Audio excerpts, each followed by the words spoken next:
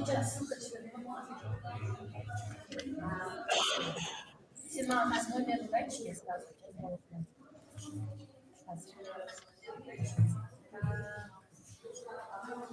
аяқ жағын айтшы, қандай нөмір сенде? Мен жібермедім вообще сізге. Жібердің? Аяқ жағын жіберді? По признаку.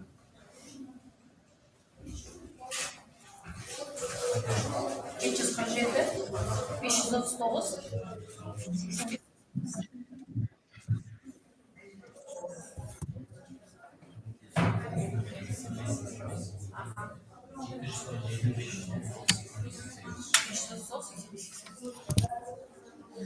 Дауысы бәрі шығып тұра берсін ба? Дауысын алып тастайын ба?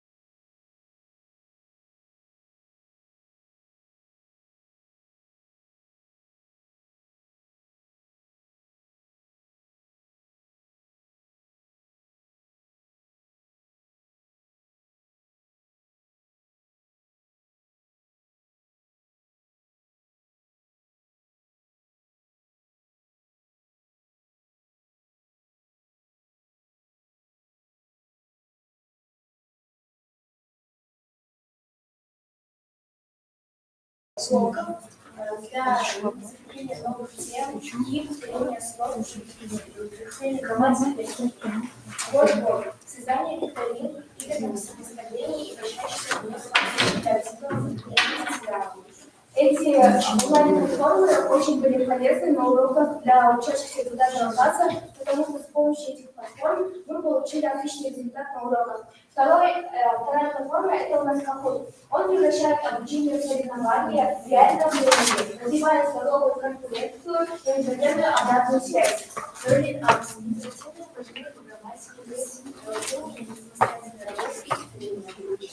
Четвертое – это у нас этикеты. Это возможность создавать кроссворды, аудиоигры и интерактивные тесты для глубокой проверки знаний.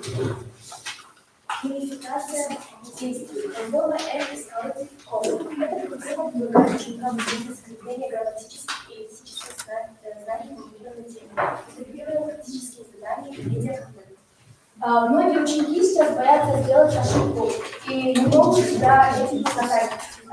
Первое – это у нас пропаганда ошибок. Если ответ неверный, ученику показывается ошибка, которую он может найти самостоятельно корректировать, что способствует глубокому усвоению.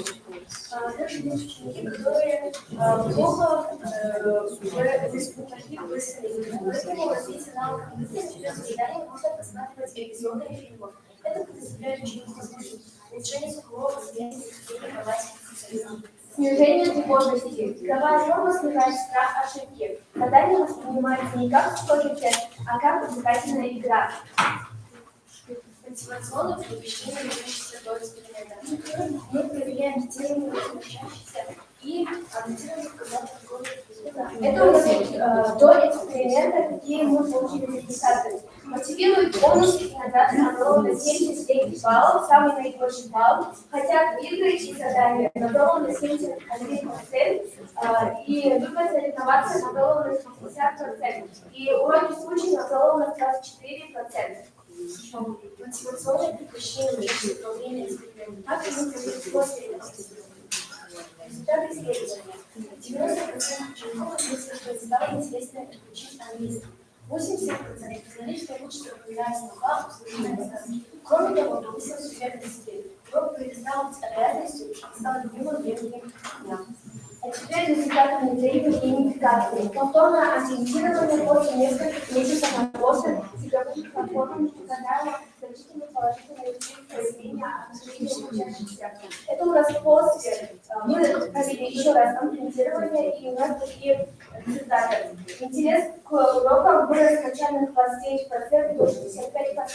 Что демонстрирует высокую эффективность метода. Активное участие в заданиях достиглось почти в 2 раза снижая пассивность в классе. Снижение тревожности. Учащиеся ощутили меньше тревожности ответов, стали чаще говорить на английском языке и не боясь ошибки. И запоминание мыслей. Было отмечено, что дети стало легче запоминаться на уроках благодаря. Всем хочется зарабатывать баллы, проходить уровни, становиться лидером. Учащиеся стали работать активнее, меньше аппликация и проявлять инициативу. Ключевые навыки геймификация, эффективная стратегия, системное изменение геймификации доказательно состояние развития уровня мотивации и повышение качества обучения. Устойчивая мотивация. Геймификация формирует устойчивую мотивацию, превращая изучение английского языка и обязанности удовольствия ученика. Игровые задания делают урок специалистов интересным и динамичным. Стимулируя активность и самостоятельное общение. Адаптация к среде. Использование цифровых платформ помогает адаптировать обучение привычкам и интересам современных подростков. Повышение качества. Геймификация – эффективность зрения, которая позволяет каждому участию преодолеть страх. Этим мы можем сказать, что геймификация очень сильно помогла изучить английский язык не только нам, нашим ученикам, а также, мне кажется, для всех детей это будет интересно. Примером этого стал мой друг, который с помощью геймификации сдал IELTS на 7,5 баллов, а также маленькие подростки, дети, которые смотрят мультики, которые слушают песни на английском языке, уже с раннего возраста знают английский язык. А также геймификация делает учеников увереннее, они дают активность на уроках, и они не боятся сделать ошибку, потому что Геймификация стала для них привычкой, и в среде они чувствуют себя уверенно. То, что мы показали, ориентирование показало положительные результаты. Результаты после ориентирования стало лучше, чем до. И это доказательство того, что геймификация — это один из эффективных способов проведения уроков, который не только специально изучение темы, но и очень повышает мотивацию ученика к обучению. А теперь мы вам хотим показать приложение, которое мы вам сказали, да, цифровые платформы. Это то, что мы создавали, и то, что мы делали на уроках. Эти игры, это у нас Skyward, тут у нас постановление, тут у нас тоже постановление. А тут вы можете прочитать текст, читать текст и ставить нужные слова в эти пустые места. И с помощью этого можно очень вот можно смотреть. Тут мы можем смотреть фильмы, мультики, тоже пользуются английский язык. Такие платформы. И с помощью этих платформ можно учить все имена.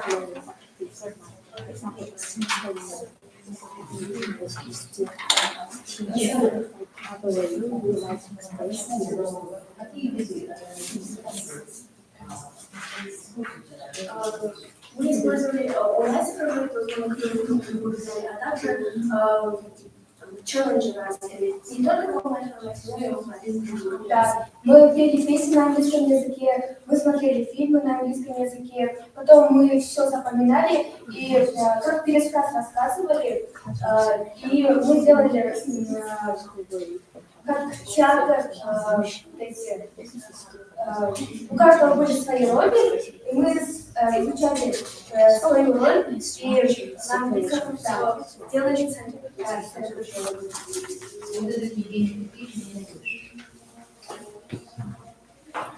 Gamification is type of learning English without books or You have used several apps. Yes. Many apps. Many apps.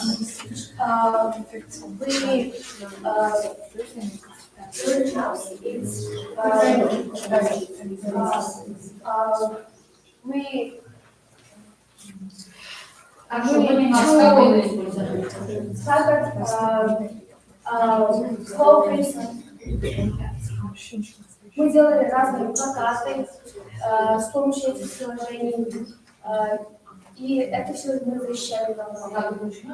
Да. Как делали плакаты? Или это у вас была какая-то платформа, то, что только что вы сказали, что вы не можете использовать платформу? Или вы там уже разрабатывали? Мы через приложение делали эти плакаты. Как этот проект. Да, по группам мы делимся и делаем такие слайды и защищаем. Регламент 5 и 6 минут. Афина, var mı? Aslında kısıtlaşılan var. Можно я еще Афина. Так, девочек.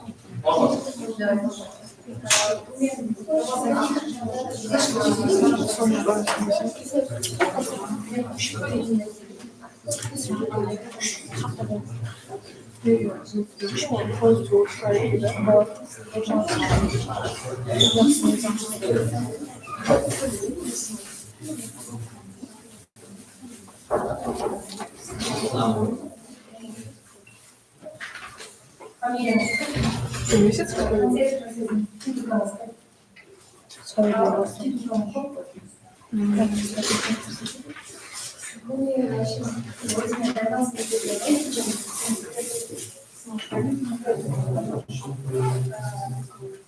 Teachers and students, my name is Basir, and I'm a student of this school.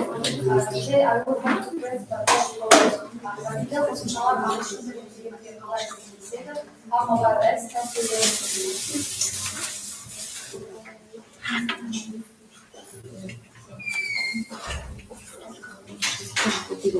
Başlayalım bize. Now, in the 21st century, technology has become an essential part of human life, especially in the field of education. Smartphones and tablets are not only used only for communication or entertainment. They have turned into knowledgeable learning tools that can help students for learning different subjects. Different subjects. Among these, the English language has to serve special attention in order to the global language for communication, science, and business. And the important part is that innovative. The third aim of my project is to design on how mobile apps help migrate students, learn English more effectively. The applications promise the best results of developing vocabulary, listening, and speaking skills. Key pieces of my project is the use of mobile applications in English learning, significantly increase students' motivation, improves vocabulary and communication, developing listening and speaking skills more effectively with traditional lessons alone. Novelty, applying mobile learning strategies in English school environment for English education, transforming passive device usage into productive educational engagement and important real competitive skills. Mobile learning circle framework. Mobile learning, often referred to as M-learning, is a modern educational device that uses multiple digital devices such as smartphones, tablets, and laptops to the support learning process. This method allows students to access educational content anytime and anywhere. Popular mobile applications for English learning. Duolingo, Memrise, Quizlet, Speakly, and Eva English. Students can use Duolingo for grammar, Memrise and Quizlet for vocabulary, and Speakly, Eva English for speak and listen. This application uses artificial intelligence to adapt and to each learner's level. They combine visual, auditory, and speaking activities to enjoy multiple senses and learning styles simultaneously. I conducted research for this project. I have started this research March and continue April 20 and 25. My project have two groups here, one control and the other experimental. Control group use traditional methods for studying English, and the experimental group is using mobile applications for studying English. Continuous stage of my project is stage 1 is diagnostic. All 30 students took initial vocabulary and communication test. Stage 2 implementation experimental group practice 50 and 20 minutes daily for Duolingo, Quizlet, and Eva English. Stage 3 is assessment. After 2 months, both groups retook the same test and survey. Research yielded dramatic improvements. The data show a clear demonstrated in learning progress between the two groups. Experimental group showed is higher because they use mobile applications for study, and the practical implementation is the practical part of my project.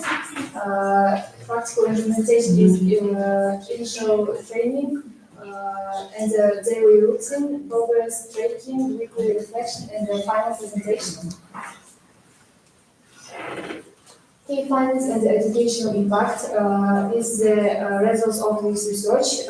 Experimental group is higher because they use of mobile application every day and practice every day.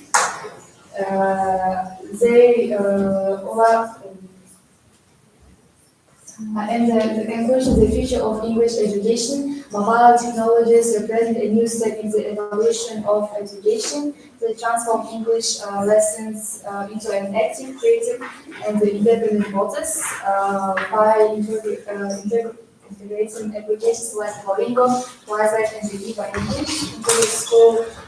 Teachers can make lessons more engaging and accessible for all students. The combination of traditional classroom learning with digital mobile tools is a more effectively strategy for achieving success in language education. Why do you choose this thing? Why? Why do you choose this thing?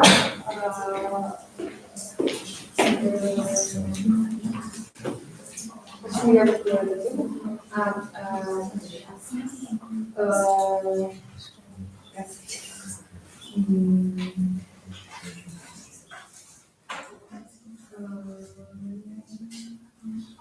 Mobile? Okay, and what kind of mobile applications you use? Do you use? I use What kind of applications do you use in your everyday behavior? I use Quizlet and the Viva English every day. I use Viva English for dialects and Quizlet for vocabulary. The experiment, the research of I conducted. I use Quizlet and the Viva English. Students can use Quizlet anytime and anywhere. Yeah, okay. What was the aim of your research? Where did you conduct the research? Experiment.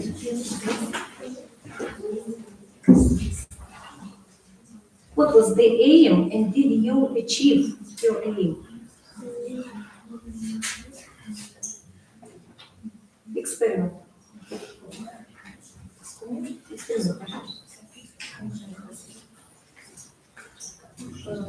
Результат нашего. What was the aim? Aim of this research help to ninth grade students study English and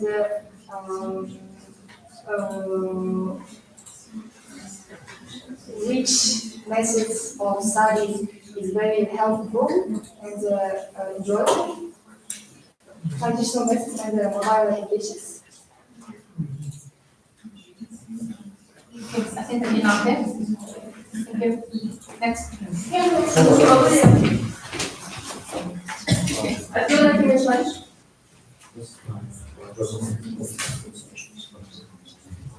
Your name is?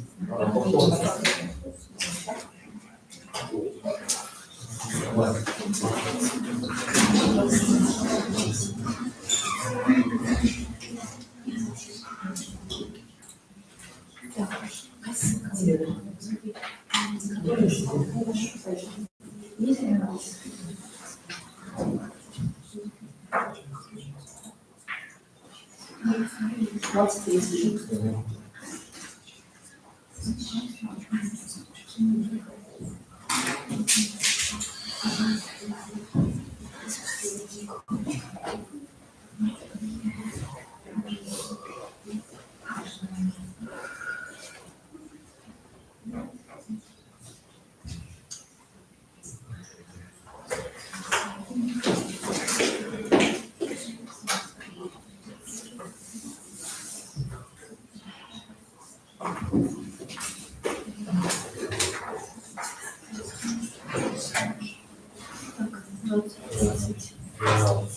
А, все, вот уже.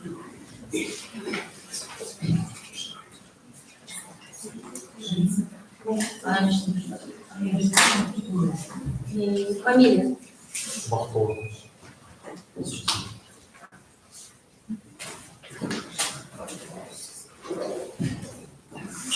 Какая тема? Тема подкаста?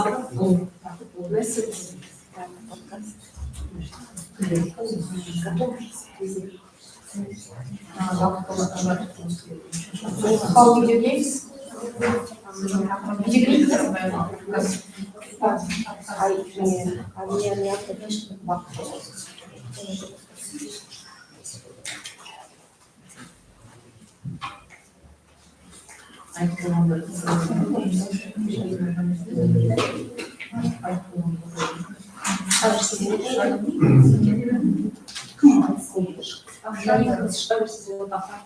Вы с ней вам договорились?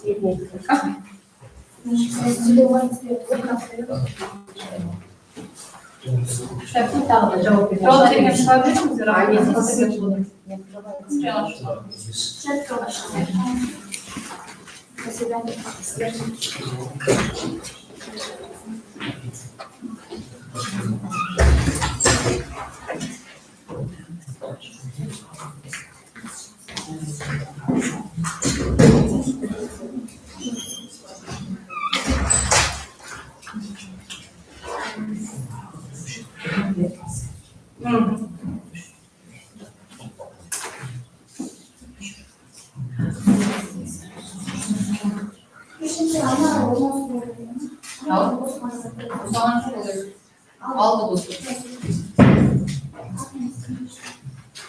Давайте еще раз мясо.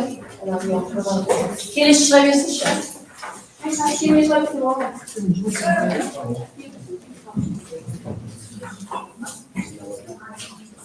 Нет. Какой глаз?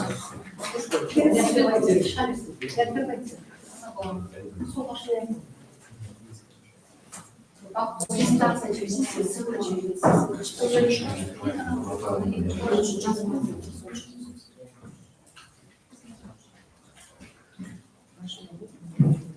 Тема камер.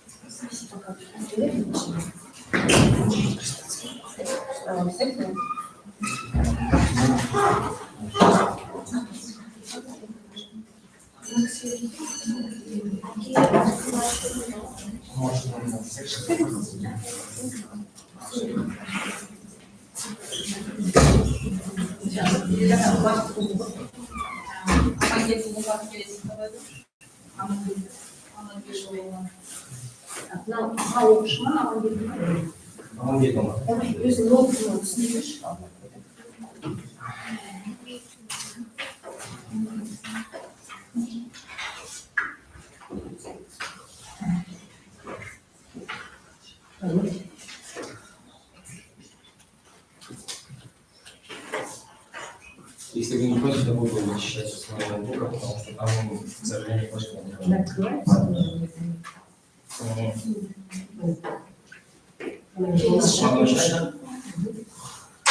Good morning, dear teachers and other participants. My name is Samir Domar, and I am a student of Gymnasium number 1, named after Alexander Tikhanovich. The title of my project, How AI Changes the Way I Learn English.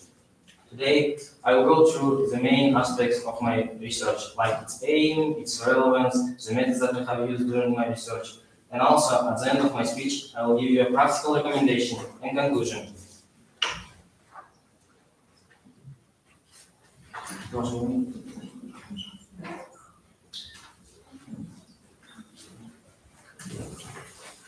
Relevance of the research. Nowadays, modern technologies transform language learning, and AI have evolved so much from a simple tool to an active partner or even a teacher in education. However, the impact of AI on learners' motivation and their learning structures still remain underexplored.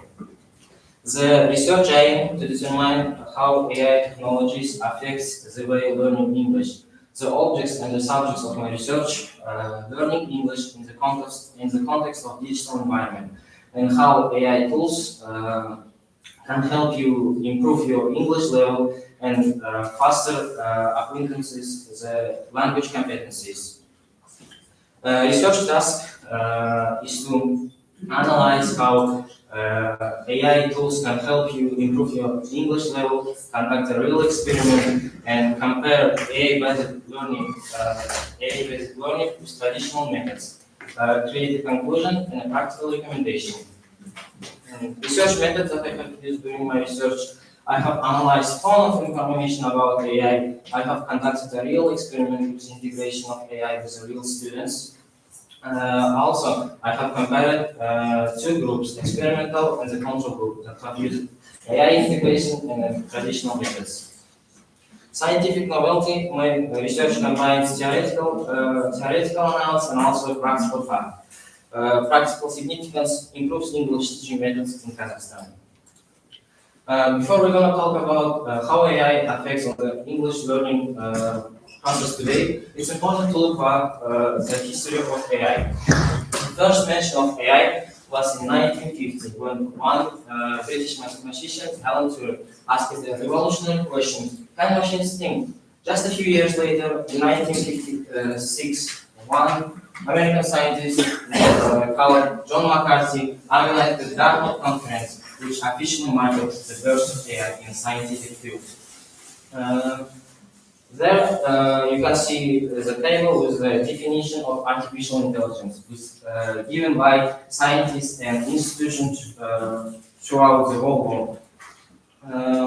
There we have scientists, foreign scientists, and also our national scientists, and also our national institute like ISAI, and our national program like ISANA AI. In the next slide, I want to talk about how AI can be broadly classified into three main categories.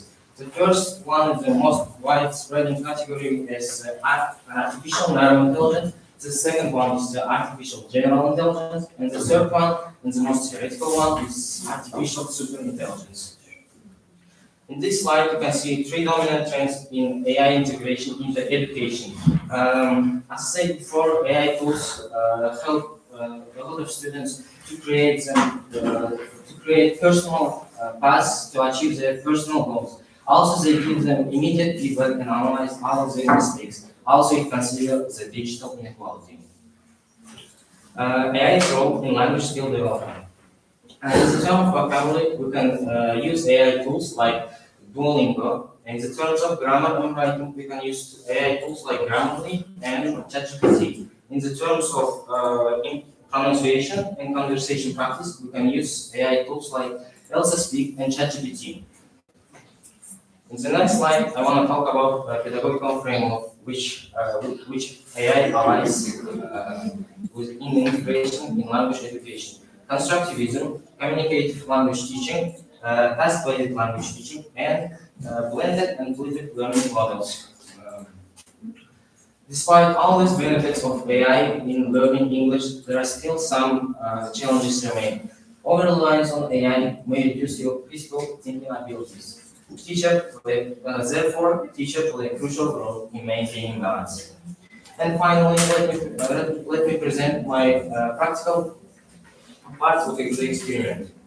We have conducted an experiment which involved 20 students from our school. The experiment was conducted during 8 weeks, and we have divided these 20 students into two groups. The first group was experimental group that have used integration of AI in their English learning process. The second group is the control group that have used traditional methods. And there I want to mention that the both group have the same level of English and also has studied under similar classroom conditions. There you can have the real pictures of them. The next one I want to talk about the stages of my experiment. There were 3 stages: preparatory stage, implementation stage, and the evaluation stage. At the beginning of my experiment, We have gave them the pre-test, the same pre-test as both group, and during 8 weeks period, they have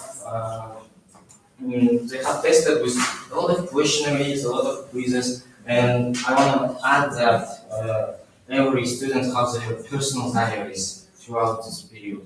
And at the end of our experiment, we also gave them post-tests, and you can see the table with their results here.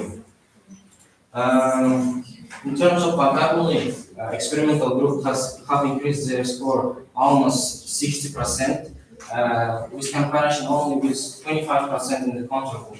In terms of writing and grammar, the first group have increased their score around 40%, with pay attention only 12% in the control group.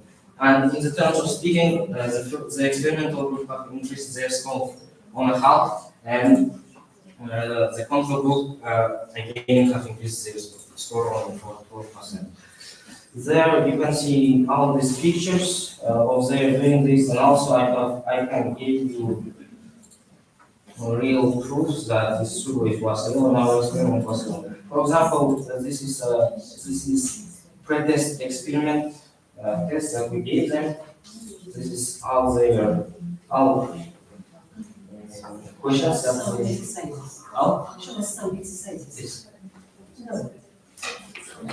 You can come right present.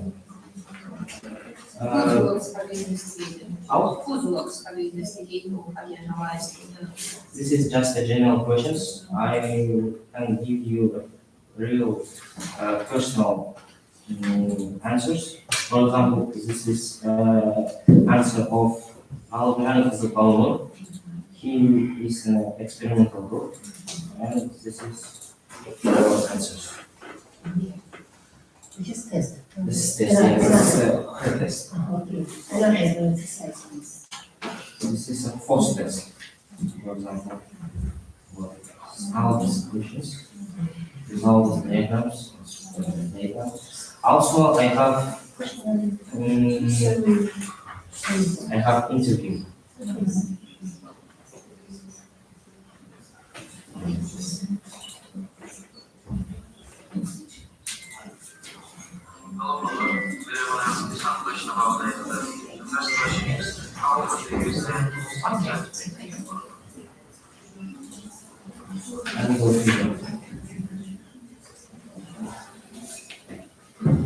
And also, at the end of our experiment, we gave them the test about motivational growth. For example, in the experimental group mentioned that 90% of them motivation have rise, and only with 40% of control group motivation have rise. Also, experimental group mentioned that the main motivational drivers were AI's gamification, immediate feedback, and analyzing all of their mistakes. This is meeting with our scientific supervisors. We meet them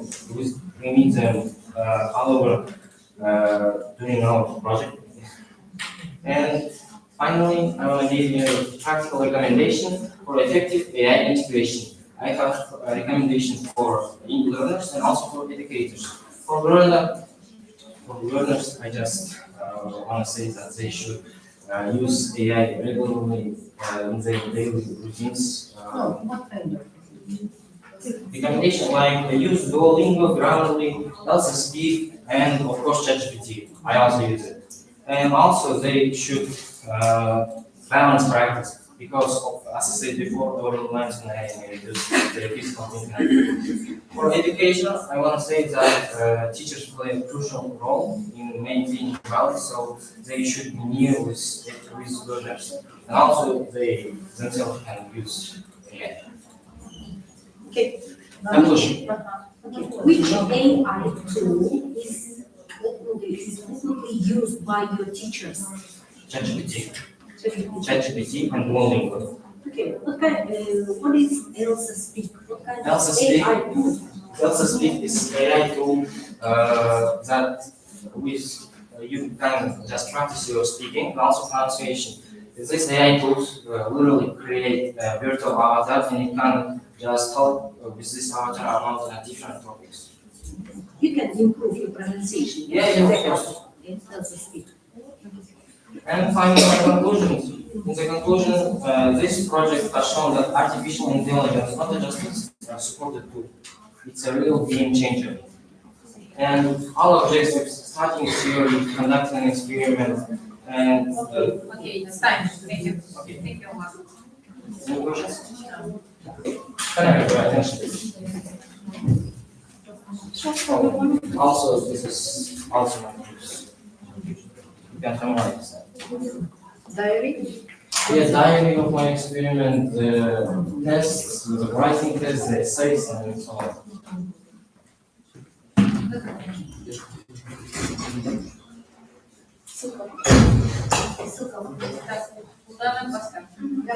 Hello, hello, readers. My name is Bulgar and I'm really happy to present my scientific project right here called Using Mobile Applications in Learning English. So, beginning with the purpose. The purpose of the study to explore the responsibilities of learning English through mobile application and based on analysis of existing applications and also student survey to create a concept for my own educational program. And also, I completed several tasks. First of all, I studied both free and paid mobile applications to see what their offers and who they suit best. Then identified the most popular application among students, and after considering their features, I conducted a social survey among students to see which tools are they used in practice. And finally, I identified, I based on all pros and cons of social survey. Make a project for learning English to make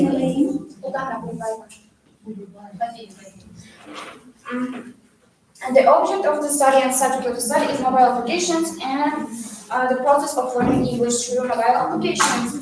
First of all, what is this mobile application? Mobile application is a program installed on smartphones and other older devices to perform different tasks. In this project, mobile applications are viewed as useful tools for studying English, and applications are created programs to meet users' needs, and they are designed to work on mobile devices such as smartphones, tablets, laptops, and so on.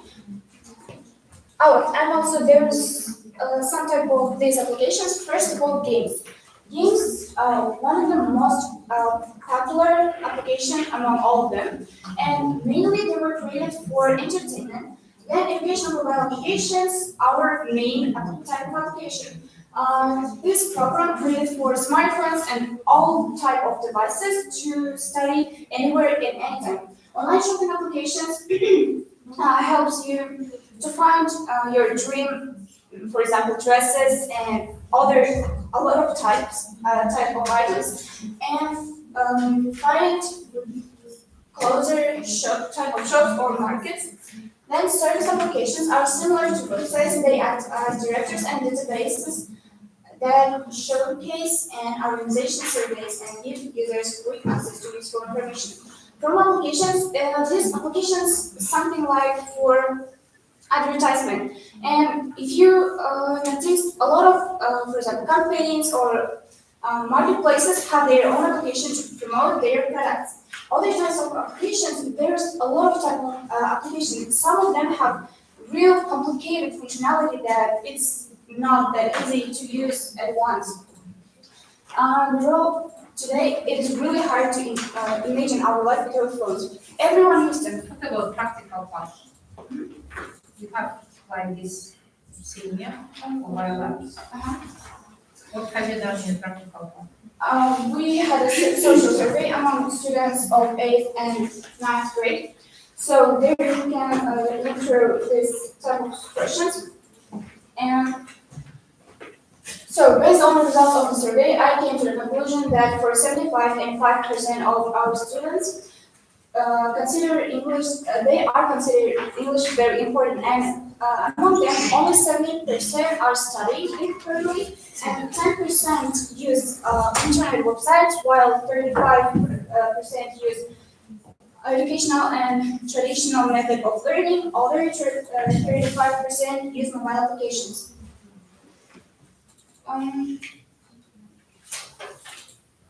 Nowadays, know foreign languages is not that fantasy thing. For example, if 10 years old children know English more than some adults, it's not that surprising. Mobile applications can, how can I say, it, organize your time because in our pressure day, we simply have not enough time. I'm sorry, I'm excited. We simply have enough time to sit and read textbooks, and some type of mobile application can help you to take your time. In course of our research, we are able to achieve our goals and confidently confirm the process, hypothesis, and confidently conclude that regular use of this type of application can accomplish your English level. Uldana, come back to your experiment once more. I don't understand. What was the aim of your of conducting your research or survey? Right? Research survey. Identify how students are. What did you want to know by conducting this survey? Unfortunately, some of our students consider English not that important. So I wanted to be sure about this topic and conducted this survey. My main goal was know what type of mobile application they are used and why they do not use this application, what challenges they face, and so on. So yes, What kind of mobile applications have you used? I used. In 2023, I was in a competition in a program, Flex. I was a finalist, but unfortunately, with some family cases, I didn't go to the USA. And for level up, I used Duolingo for learning English, but unfortunately,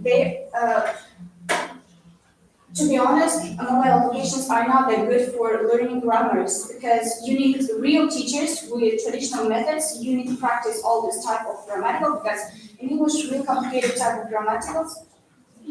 So I used Duolingo. After for improve my speaking skills, I used AI. What about novelty research? Novelty. Novelty is. What was a new one for you?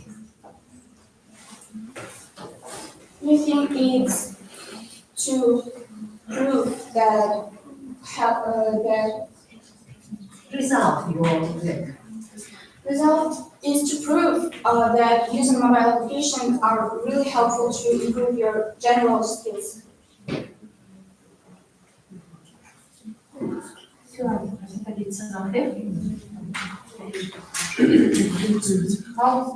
Готов?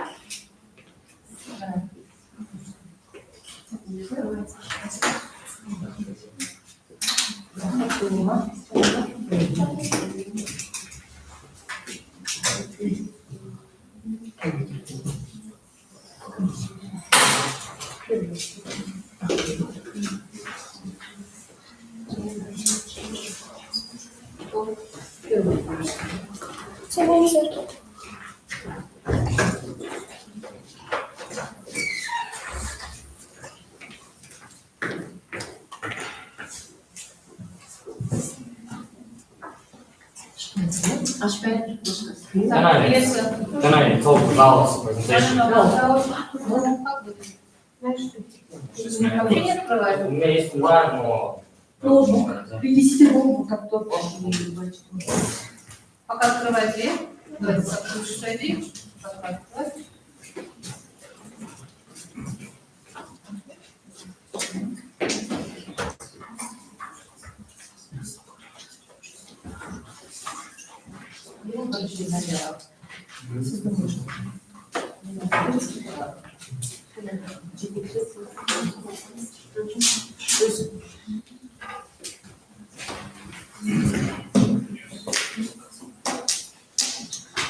Good morning, respected teachers and the judges. Today I'm going to present my research project on the role of artificial intelligence in language learning. The aim of this project is to examine the influence of AI in language learning and assess its contribution to improving linguistic competence. The objectives of the study are to analyze AI-based language learning programs and evaluate their effectiveness. The relevance of the work is that AI reshapes education by introducing efficient and accessible methods of learning. AI application in English teaching reflects current global trends toward digital revolution in education. And the research novelty is that this work presents a systematic study of AI implementation in language education and identifies its pedagogical advantages. It offers a new perspective on optimizing learning through adaptive technologies. In the 21st century, artificial intelligence has transformed how people learn and communicate. Language learning, especially English, has become more flexible, interactive, and personalized. Traditional methods such as classroom lessons and the textbooks were efficient but limited. Today, AI removes these barriers by allowing learners to study anytime, anywhere with adaptive tools that fit their individual needs. I have collected responses from students to the survey to determine which AI tools are effective for students.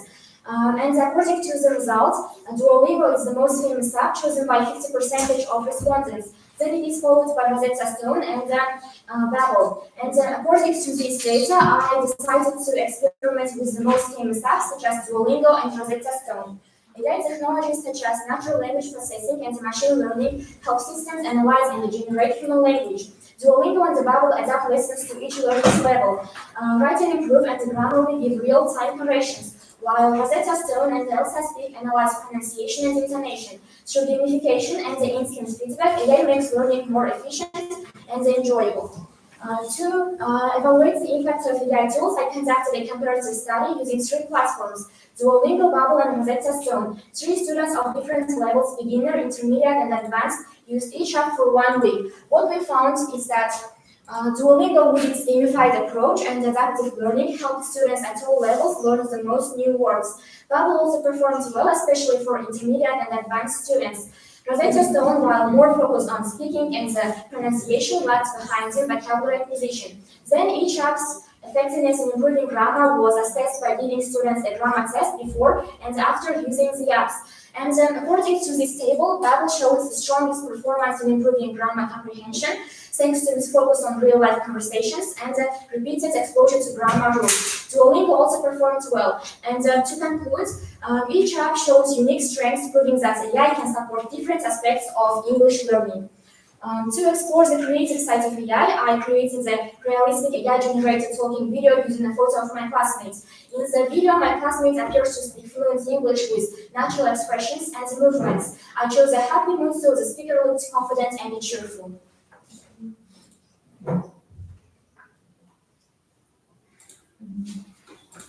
Aqui, vídeo é mesmo.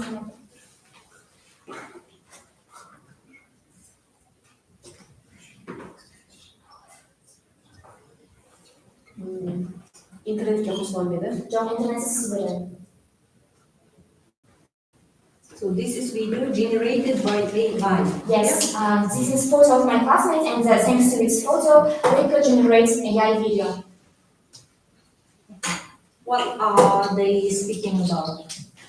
Yes, after watching the AI video, students focused on pronunciation and intonation with great interest, and the lessons became more creative and interactive. This proves that AI can make learning not only effective, but also emotionally engaging.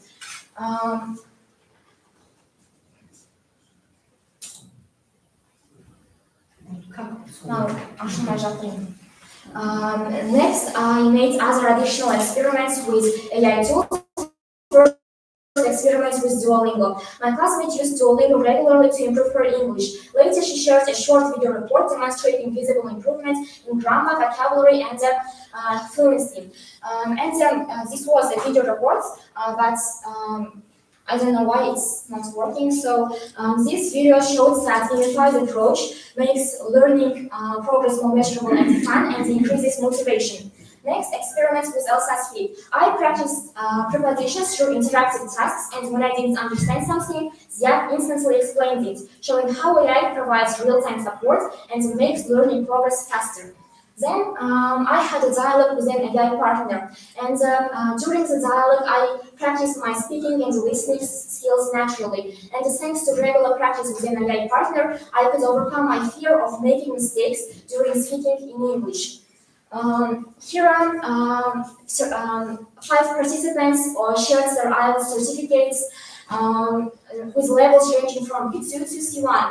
They used AI tools to improve their English while preparing for the IELTS exam, and which helps them achieve significant progress. This proves that AI can effectively support language learning and help students reach international standards. In the near future, virtual reality and augmented reality will make English practice even more immersive. Students will be able to speak in simulated real-life situations in cafes, airports, or workplaces. AI will also predict difficulties and provide immediate assistance before frustration appears. To maximize the benefits of AI in education, I would recommend to add cultural context to AI tools, strengthen data privacy and security, and combine AI with human teaching as teachers bring empathy and understanding that technology cannot replace. To conclude, artificial intelligence is not just a technological tool, it is a revolution in education. This research confirms that AI significantly enhances the quality and engagement of language learning by adapting to learners' level and providing and promoting creativity. What's your opinion about AI? What do you think about it in general yourself? I think if students will use it for education, it will be a really beneficial tool, but just with certain limits, because sometimes students start to use AI to do their homework without any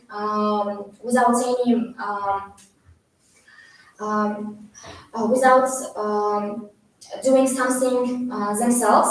I think that if we use it right, then we could achieve bigger results. As you have said, that we use it as a benefit. Yeah. Okay, thank you.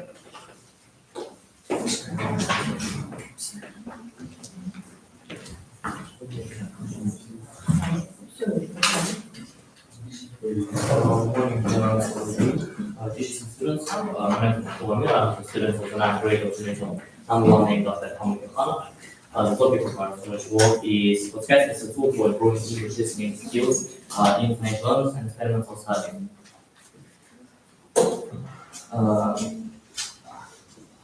Today, English is not just a full subject, it is the main language of communication, science, and technology all over the world. However, for many students, the hardest skill is listening comprehension and understanding real spoken English. For this reason, I chose podcasts, one of the most popular and modern type of digital audio. Podcasts let us listen to English speech anywhere and anytime, at home, on the way to home, or even while doing sports. Podcasts are free, interesting, and have many topics from science and culture to everyday life. So my research is about how podcasts can help students to improve their English listening skills in a fun and modern way. The aim of my research is to find out how effective podcasts are for improving English listening among teenagers. To reach the same, I set several objectives. The first one is to study what podcasts are and their advantages as an education tool. The second is to choose suitable podcast resources for the 9th grade students.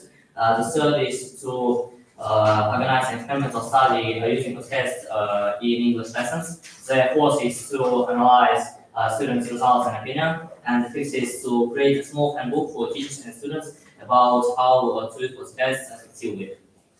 Listening to oral speech, different accents should make students more confident than traditional exercises from our textbooks.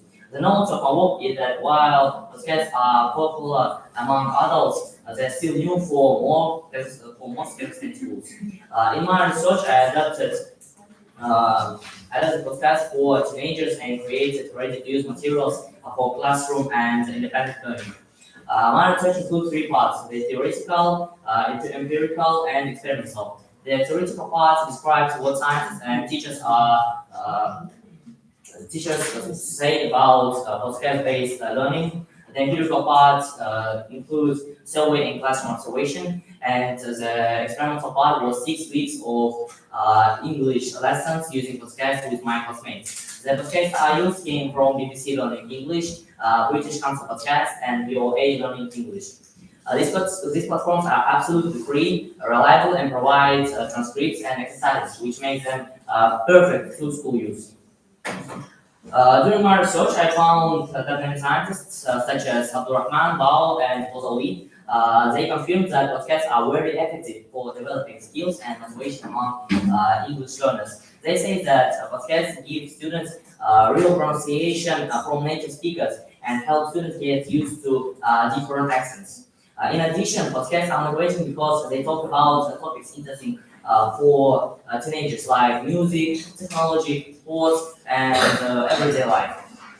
Now let me tell you about my experiments.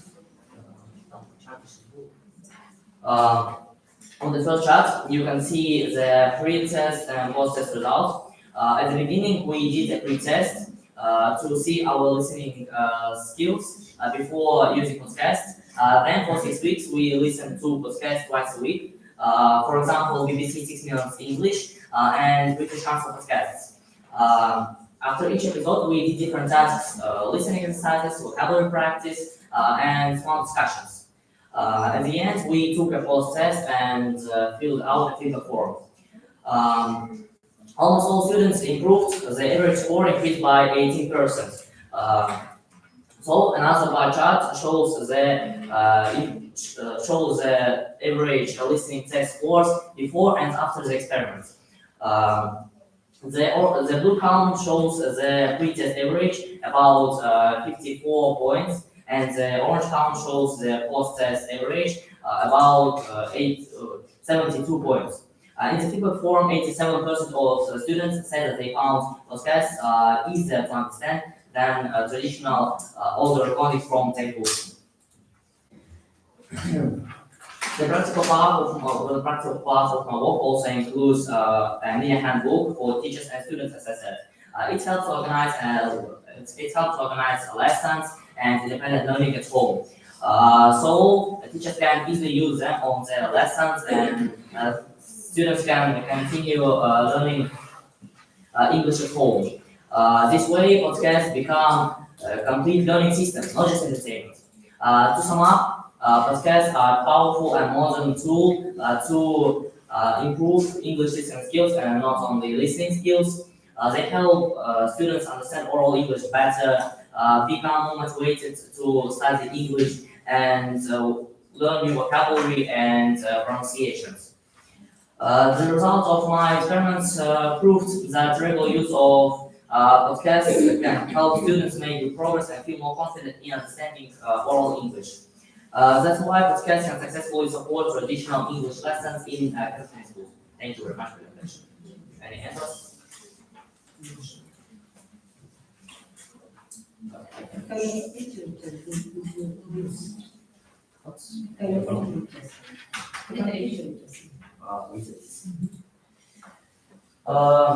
We used different platforms. As I said, it was BBC Learning English, British Council Podcast.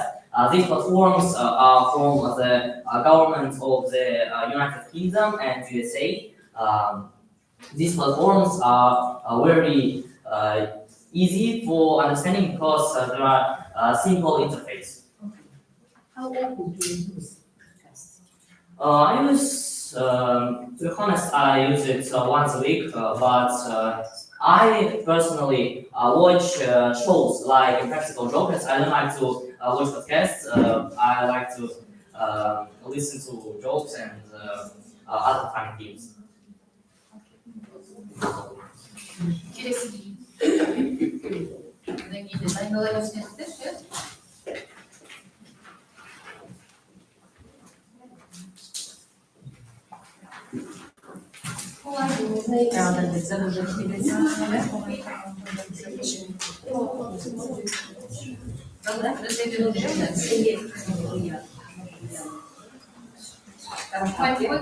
Haberiniz Martaba davranış olarak geçeceğiz.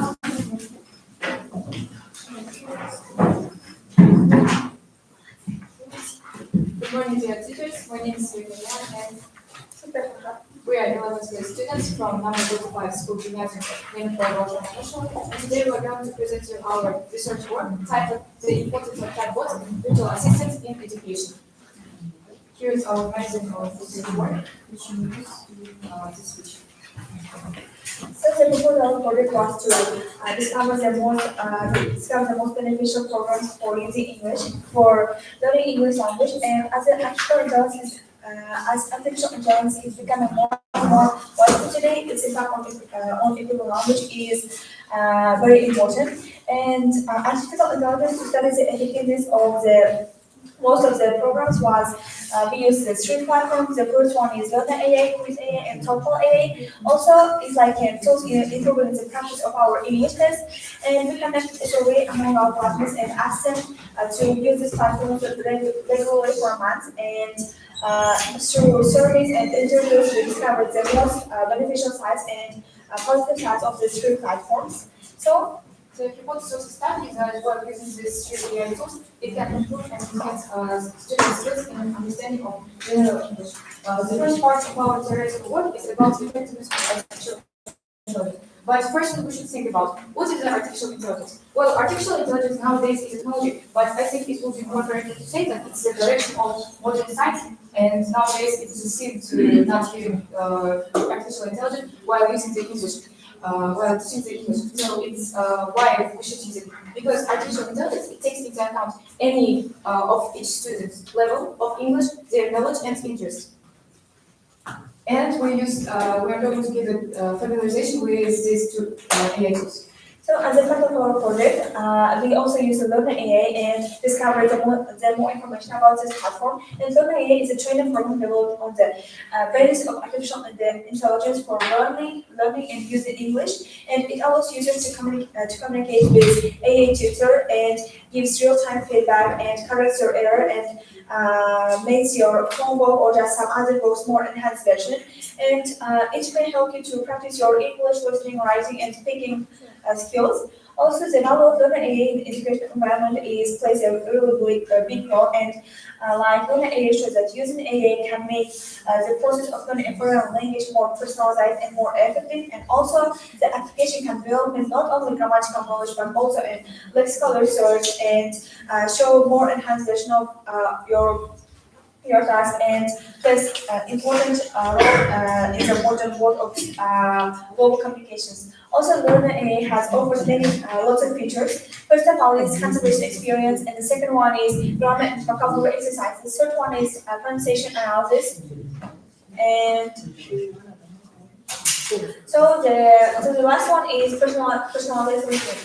So the next one is today. Quiz, the second AI tool is Quiz AI homework helper. It is, from a technical point of view, it is really easily accessible chatbot because it is a mobile application which is available on Android and iOS. So the concept of this work is really similar to ChatGPT. Why? Because you just take a photo of your homework, text a message about how you should use it, and then it gives you step-by-step answers. And there are some advantages of this mobile application because firstly it gives you like wide range of subjects knowledge because it can give you as explanation of law in physics and equation solve equation in mathematics. But since we are learning English, it gives you like any tenses explanation and versus checking your writing test. But there are some disadvantages that it may be available just with subscription and sometimes it may give you error answers. But it doesn't fully erase the fact that it gives stimulation for students to use self-study methods. And we're going to the practical work. Our practical work holds three surveys and one analyzing from our students. First practical work is with Learner AI. Learner AI, as we mentioned before, is a speaking tool. So from the first try, when we started using Learner AI, I got only 25% because it was like on real basic situation, like just ordering food from the restaurant and coffee. But since I didn't know really well structure of the sentence and and I didn't have wide range of vocabulary in this tense, so I couldn't get more than 30%. But on the second time, when I fixed all errors in my sentence acquisition, I got 75%.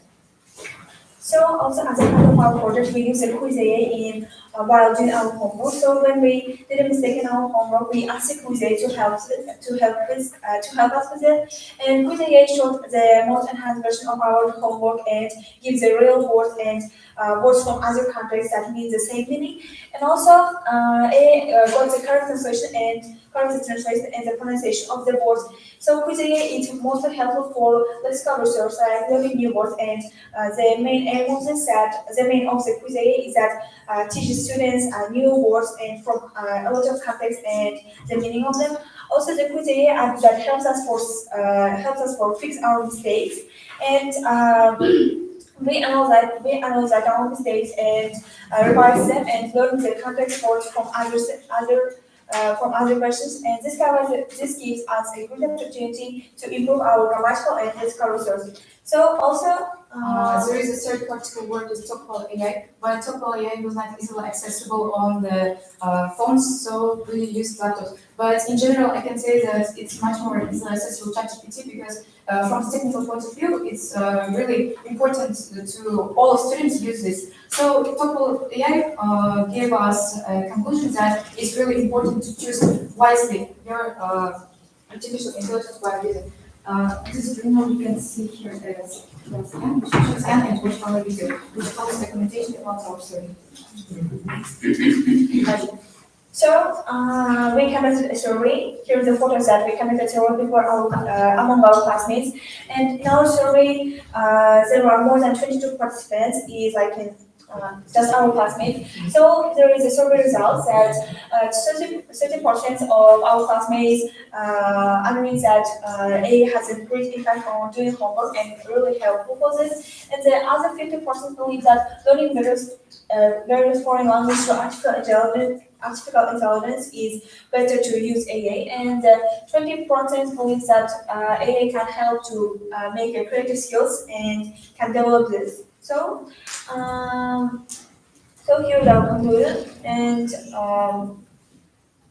so in the conclusion, we can say that using this AA tools can really helpful. And as we provided a survey among our classmates, we just choose the most quantitative and qualitative versions of this. And also the integration of artificial intelligence tools into English was very effective among the students. And Learn AA, Quiz AA, and Talk AA was the preferred choice and known for its instant answers and give like a real-time feedback. But however, it not can fully replace the teacher, but it can just improve your some skills like listening, writing, and speaking, and reading skills. So our friends who are especially interested in English said that these applications are very useful. And artificial intelligence has many opportunities for self-development. And as I said before, it not can fully replace the teacher. So the neural network is not a bad alternative. But in addition, when learning English, it is necessary to read and take into account all the shortcomings of artificial intelligence. We want to say unlimited. Thank you for your attention. With you, very relevant questions. So here is the appearance of Talkball AA. This is quiz AI. And also there is photos of Learner AA that we use in our survey. Here's Learner AA. And this is a photo of Quiz AI that we conducted survey. So that's it. Well, we see that you liked possibilities. Well, firstly, we have like a lot of topics to discover, but our teacher sent us a link about forum which was held in Astana, and there participated first our president Pastor Martabayev, and he said that Kazakhstan is implementing a pilot project based on educational tool based on ChatGPT, and we decided like so we must scrutinize this, and while using now available chatbots, we can make it like more easily to adapt for non-students. Like after implementing the project, they will give us and they will say work, but how students will work with AI if they don't know it. So it's So you like, can say that AI has more facilities, yes? yes, it has more facilities, but it cannot replace traditional method of learning English. Because like it's teacher gives information from person to person, not just we must take all information from computer. Okay. Okay. Next.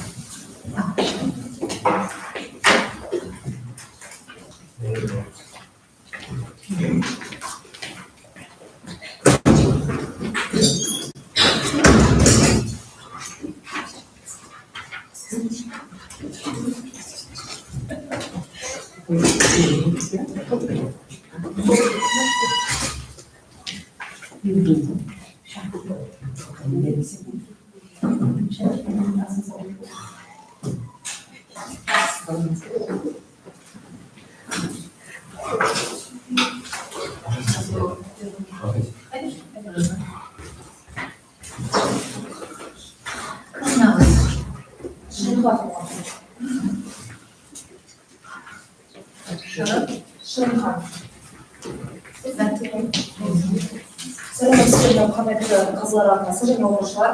Мен Ағылшын санатындағы Ағылшын мектеп гимназияның 10 сынып білім алушы Шын Қабыловамын. Жалпы мен бүгінгі ғылыми жобамның негізгі тақырыбы ағылшын тіліндегі біріккен сөздердің қазақ тіліне беру жолдары. Негізінен былай қарап тұрсақ, тіл бұл тек қана қарым-қатынасты реттеу үшін ғана емес, сонымен қатар ұлттың мәдениетін, оның өмір салтын және ойлау жүйесін бейнелейтін айғақ құралы. Әсіресе ағылшын тілі бұл сөз жасамның бай тәсілдерімен ерекшеленеді. Олардың бірі жаңа ұғымдар мен идеяларды білдіретін сөздерді біріктіру арқылы жаңадан сөз мағына ойлап табу.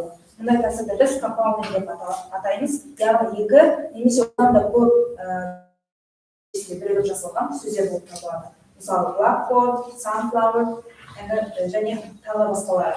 Біріккен сөздер бізде ағылшын тілінде көп жиі қолданылады. Мысалы, қарапайым біздің мысалы түрде сөйлескен кезде диалог арасында және де технологияда, ғылымда және тағы басқа салаларда. Алайда ағылшын тіліндегі біріккен сөздерді біз басқа тілге аударған кезде, мысалы түрде грамматикалық құрылымы және мәдени негізі өте өзгеше, мысалы түрде қазақ тілінде алынса, ағылшын тілінен қазақ тіліне біріккен сөздерді аудару көптеген қиындықтарды туғызады. Яғни кейбір ағылшын сөздерінің қазақ тілінде тура баламасы болады, ал кейбіреулерінің сипаттамалық немесе бейнелі тәсілмен ғана жеткізуге болады. Сондықтан дұрыс аударма жасау, олардың жаңа дұрыс тәсілдерін таңдай білу, бұл аудармашылар үшін де ағылшын тілін меңгеріп жүрген оқушылар үшін де өте маңызды.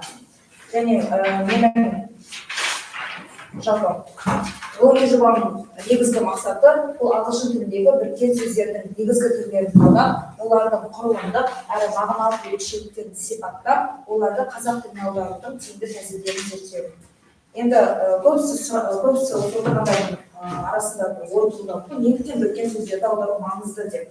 Яғни біріккен сөздер ағылшын тілінің сөздік құрамының үлкен бір аумақты бір бөлігін қамтиды. Және бұл ғылым, техника, өнер, күнделікті өмірде жиі қолданылып жатады. Және жаһандану мен цифрлық коммуникация нәтижесінде ағылшын тіліндегі жаңа біріккен терминдер қазақ тіліне жиі еніп отырады. Және алайда көптеген оқушылар және аудармашылар осындай сөздерге дәл қазақша баламды қабылдап қиындық көреді. Сол себепті аударма өнерін талдау, екі тілді түсіністік жақсартып, ағылшын тілін қазақ тілі ортада тиімді меңгеруге көмектеседі. Зерттеудің негізгі мақсатына келетін болсақ, ағылшын тіліндегі біріккен сөздердің негізгі түрлерін анықтау болды. Енді менің негізгі міндеттерім біріккен сөздердің ұғымы мен түрлерін анықтау, екі тілдегі құрылымдарды салыстыру, аударма тәсілдерін жіктеу және тазалау. Енді зерттеудің өзек тіліне келетін болсақ, біріккен сөздер ағылшын тілінің сөздік құрамының елеулі бөлігін құрайды. Және ғылым, техника, өнер, жаңағы айта кеткендей көптеген салаларда жиі қолданылады. Енді анықтама бере кетейік, ағылшын тіліндегі біріккен сөздер олар екі немесе одан да көп кейбір сөздің бірігінен жасалған жаңа лексикалық түрі. Құрылымдық ерекшеліктері де бар, яғни үш түрде орфографиялық формада кездеседі. Мысалы, жабық түрі ол бірінші бірігіп жазылады, мысалы түрде blackboard, website, одан кейін екіншісі сызықшалы түрде mother in law, check-in және ашық түрі ice cream, post office. және олардың грамматикалық түрлеріне де шолу жасайтын болсақ, noun plus noun, яғни тіркесінің көмегі арқылы жасалады. Toothbrush, щеткасы, мысалы түрде. Ал екіншісі adjective plus noun, яғни сінесімен сәжесінің бірігу арқылы жасалады. Blackboard, мысалы, тақта, greenhouse, жылыжай. Үшіншісі verb plus noun, яғни әрекет пен ісінің бірігу нәтижесінде жасалған біріккен сөздер. Яғни бөлімде бар шанс.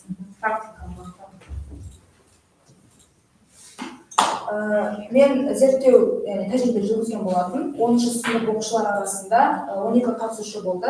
Шағын сынып ішілік зерттеу жүргізген болатын. Және мынау пайыздардың барлығы бұл зерттеу нәтижесінде пайда болған көрсеткіш.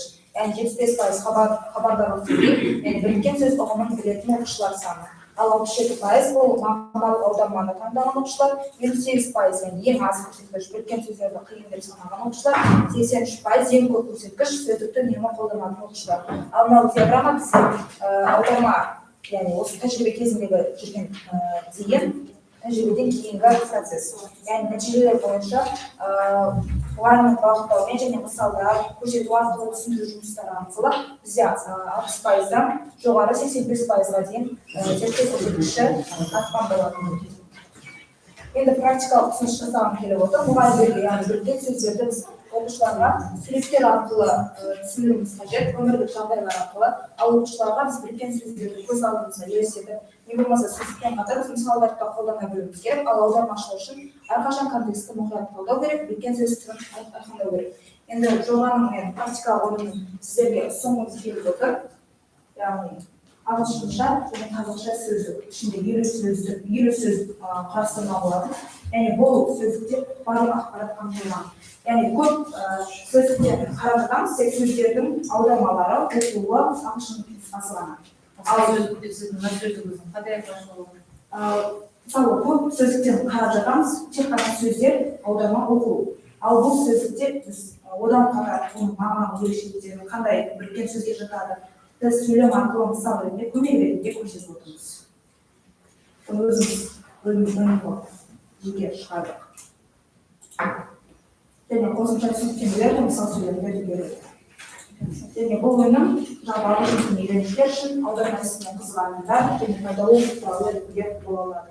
Енді қорытындылай кететін болсам, біріккен сөздерді қазақ тіліне нақты дұрыс аударма жасау, бұл барлық яғни ағылшын тілін меңгеріп жүргендер үшін, оқушылар үшін өте негізгі заң ретінде қарастырылады. Және бұл яғни қазақ тілі мен ағылшын тілі арасындағы көпірді біріктіру ретінде саналады. Назарларыңызға рахмет. Яғни жаңалық өтеміз, жаңалық дейді, ал қорытындысы да ол дейді.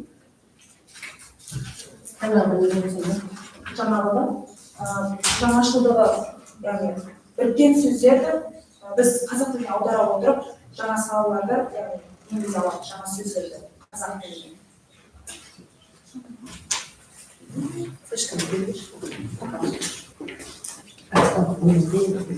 Эксперимент жүргізілмеген осындай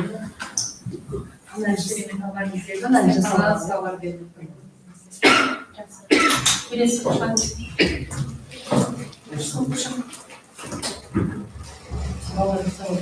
Детка сразу же. Слышно, легко делать. Все идет. Есть.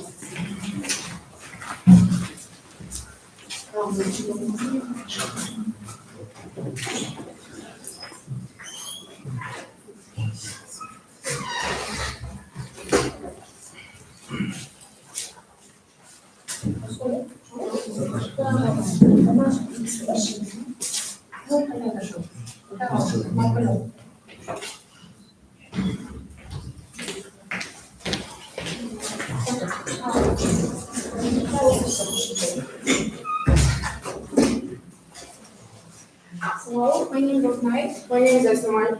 Today we are talking about phone grammar books to chatbots. Nowadays we are using phones, laptops, computers, and so on.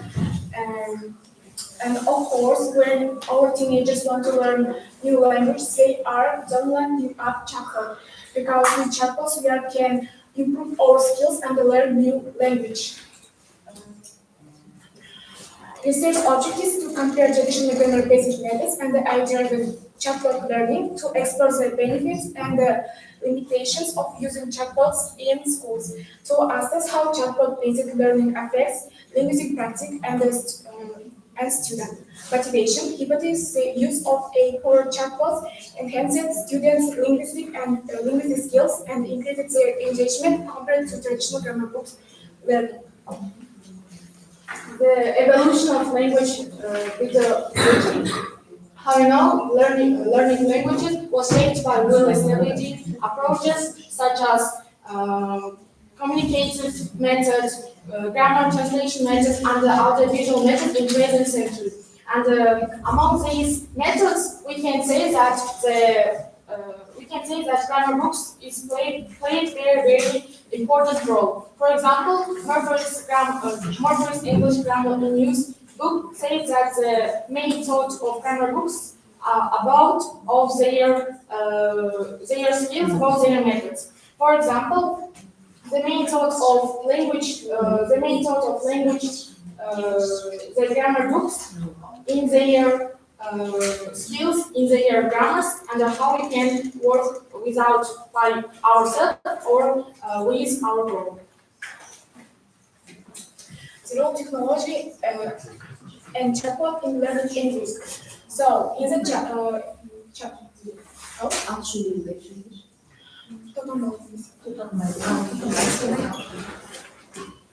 So, chatbots very important in this field because it's computer programmer and with chatbots can correct your mistakes, answer your questions, or create short dialogue, and it's very nice. Dialogue. Yes. And they can adapt our culture, culture and mentality. So, in this slide. Аудармасы Құдай-ау немесе о Тәңірім таңғалғанда немесе шошығанда айтылады. Мысалға, о май гад, сен шынымен оны естідің бе, оны істедің бе? Яғни Жастарымыз ОМД деп айтып тұрмын. OMG көбіне. Бұрындары осыдан 2-3 жыл бұрын оны толықтай айтатын, ал қазір қысқартылған түрлері қолданады. Мысалға, 5-ші мысал YOLO. You only live once. Аудармасы бір рет өмір сүресің, тәуекелге баруға немесе ерекше нәрсе істеуге итермелейтін сөз. Мысалы, парашютпен секірем. YOLO, яғни парашютпен секірем, бір рет қана өмір сүресің. Яғни сол өмірде бәрін көру керек деген сияқты. Мағынада қолданылады. Енді бізде осы жаңағы айтып өткендей сот тәжірибесінде Қайдан алдыңыз қолдану пайызы көрсеткенсіз? 85 пайыз, 8 ол қалай келдіңіз ол нәтижеге? Ол нәтижеге келген қалай келгенім, ол мен осы өзімнің ортамда 10-11 сыныптар арасында зерттеу. Қанша оқып шыққансыз? Толықтай 10-11-дің барлығы, яғни жалпы 10-11 сыныптар 4-4-4-ден 8 сынып қатысты толықтай. Және сол жерде көбіне ең көп жаңағы пайыз көрсеткен осы LOL және OMG сөздері. Яғни қысқартылған сөздер 85 және 78 пайыз құрады. Ал қалған жаңағы BTW немесе BRB олар 65-60 пайыз. Ал YOLO болса онда ол көбіне бізде қолдануға бермейді. Енді сот тәжірибесіне қайтып оралайық. Сот тәжірибесінде күшті жақтары жаңа айттым, ал әлсіз жақтары қандай? Бұл жаргондар. Көптеген адамдар үшін интернет сленгі түсініксіз болуы мүмкін. Мысалға, әсіресе жастар мен үлкен егде жастағы адамдардың тіл табыса алмауы осы интернет тілі оларға өткен сөзсіз болады. Енді мен жаңа осы жаргондардың пайдалы жағын, яғни олар жастарға бірінші қарым-қатынас орнатуда, қарым-қатынасын нығайтады. Ал екінші, бізге шет тілін меңгеруге, тез әрі оңай меңгеруге бізге мүмкіндік береді. Ал зияны ше? Әр нәрсенің пайдасы бар жағы болса, оның зияны да болады. Зияны ол көптеген жастар қазақ тіліндегі сөздерді, яғни кеңінен қолданылатын, бұрындары қолданылған сөздерді қазіргі кезде қолданбайды немесе түсінбейді. Көптеген терминдер қазіргі кезде архаизм, историзмге кіріп кетті. Не үшін? Сол оның орнын жаңа сөздер басты. Мысалы, біз алатын болсақ, Ахмет Байтұрсыновтың сөзі бар, ол сөзі жоғалған ұлттың өзі де жоғалады. Не үшін? Егер сол біз бір сөзді, қазақ тіліндегі қазақша бір сөзді қолданбай, мүлдем қолданбай, оның орнына басқа жаңадан шет тіліндегі сөзді қолданатын болсақ, күнделікті қолданатын болсақ, онда Ахмет Байтұрсынов айтады, сол сөздің жаназасын шығарып өз қолымызбен жерге көмдік деп айтылады. Ал енді кейбір жастарымыз бар, көпке топырақ шашпаймын, бірақ кейбір жастар, олар қазақ тілін толықтай меңгерген, яғни таза қазақша сөйлейді және қажет кезінде, қажет жерлерде сленгтерді, жаргондарды да қолданады. Яғни ана тілін ұмытпайды. Ана тілін, бұл жаргондардың зияны бізде ана тілін ұмытып кету қаупі өте жоғары болып тұр. Не үшін?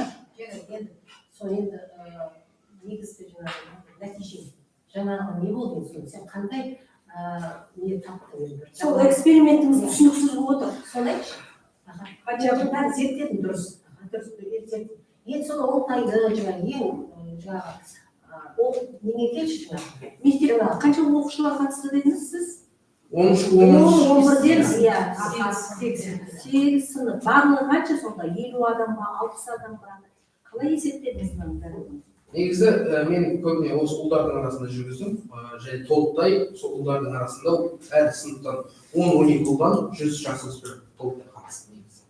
Басымдылық неге берген? Сол 100 адам басымдылық неге берді? Басымдылық бізде жаргондардың қолданылуы. Яғни жаргондардың олар үшін ыңғайлылығы басымдылық сода. Бәрінде сленг болады ғой. Сленг болады. Бірақ мен әрине бұл зерттеу нәтижесі сленгті толықтай қолданыстан алып тастайық деген тұжырым емес. Тек сол сленгпен бірге осы қазақ тілінің негізін бірге алып жүру жастардың арасында. Мен соны үгіттеп отырмын. Насихат жасап. Және осы жобаның аясында мен шет тілінен енген жаргондар сленг интернет тілінен жинақталған сөздер жасадым. Бұл әзірше шағын сөздер, 142 сөзден тұрды. Енді алдағы уақытта толықтай бір шағын кітапша етіп шығарып тұрсам. Яғни осы тақырып сен қарай жазасың? Иә. Сен оны сыныпта өзің? Иә. Енді болашақта қай мамандыққа ойлайсың? Қазақ тілі әдебиеті мұғалімі. Ағылшын тілін алып. Негізі жан-жақты неге Қазақ тілге жақын сияқтысыз? негізі жан-жақты шығар, сол үшін көп мұғалімдер осылай айтады. Слишком мало.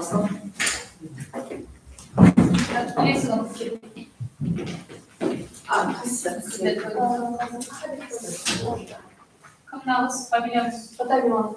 Как? Батальон.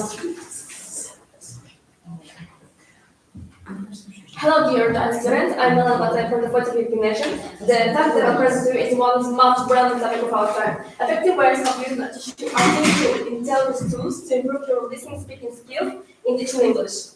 Well, let's get it. Well, now, in the modern world, English has become a global language of communication, education, technology. However, the traditional method often fails to provide enough practice for real communications. AI tools such as ChatGPT, Duolingo, Elsa Speak, and Practica create interactive and personalized learning environments that help students improve their listening speaking skills. The purpose of study to identify and analyze how AI tools can improve students' listening, comprehension, and pronunciation, and speaking fluency in English language learning. Then next. The relevance of this topic increases not only in the development technology, but also in the needed learning distance. One example, maybe it was pandemic, when it was so difficult for students to keep in touch with teachers and they were trained thanks to artificial intelligence programs. Therefore, based on our hypothesis, the artificial intelligence programs, tools, applications can improve listening speaking skills with the help of an individual approach. This project was made using theoretical and practical methods with analysis. Moving on to the theoretical part. What you think is important of learning listening speaking skills? Listening speaking are the fundamental skills that shape communicators' competence in English learning. Listening skills help learn to understand the vocabulary, intonation, the rhythm. They develop the ability to catch the main ideas, distinguish accents, and they internalize grammar naturally. The speaking skills allow to learners to express their thoughts and emotions clearly. It builds confidence, fluency, and intercultural understanding. Listening and speaking are interdependent. Communicating requires fast understanding, and their response. Then next, teaching methods. Teaching methods focus on communicating competence and then learner-centered approach such as CLT and TBLT. This includes role plays, discussions, and interviews. Listening. Yes. Interviews. And the listening lessons include pre, while, and the past listening stage.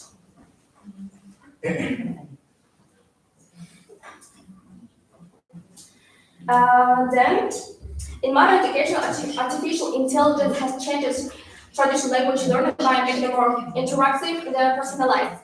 The artificial intelligence tools are especially used for improving listening speaking skills in English learning. They can recognize speech and check pronunciation, give real-time feedback to help students. And now let's analyze all the advantages and the challenges. Advantages: firstly, personalized learning. Secondly, increased motivation. For example, the lessons making a format of game. I think this really gives a great motivation for students in study. The third, autonomous learning, and the last, teacher support. The challenges. Challenges: lack of human interactions. For example, next practical part.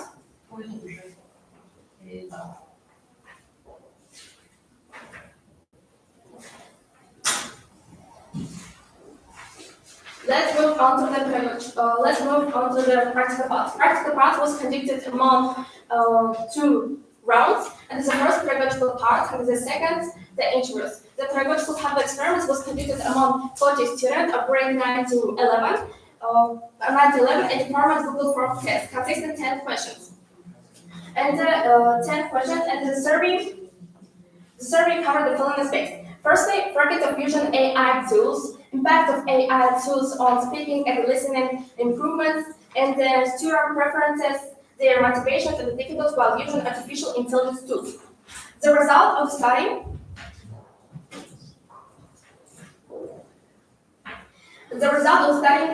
Showed that artificial intelligence tools is now the most famous way of learning English, 48.7%. And then I have special indicators. Firstly, 48.7% of the participants reported using artificial intelligence tools as such as their main method of learning English. 32% of students said that AI applications make English learning more motivating and engaging than the traditional methods. And the 68% addressed significant improvement in their pronunciation after regular AI-based speaking practice. 61% improved their listening comprehension, especially while they use adaptive AI tools with AI-based exercises. And then teacher observed a 30 to 40% increase in student participation conference during oral activities. In post-test assessments, the experimental group using AI tools scored on average 22% higher in the speaking and the listening test compared to the control group.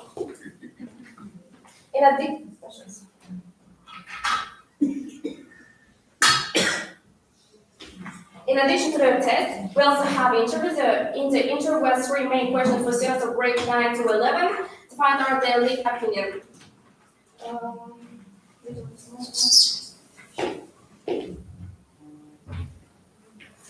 How do you see the survey and the interview results show that artificial intelligence applications positively impact students' listening and speaking skills?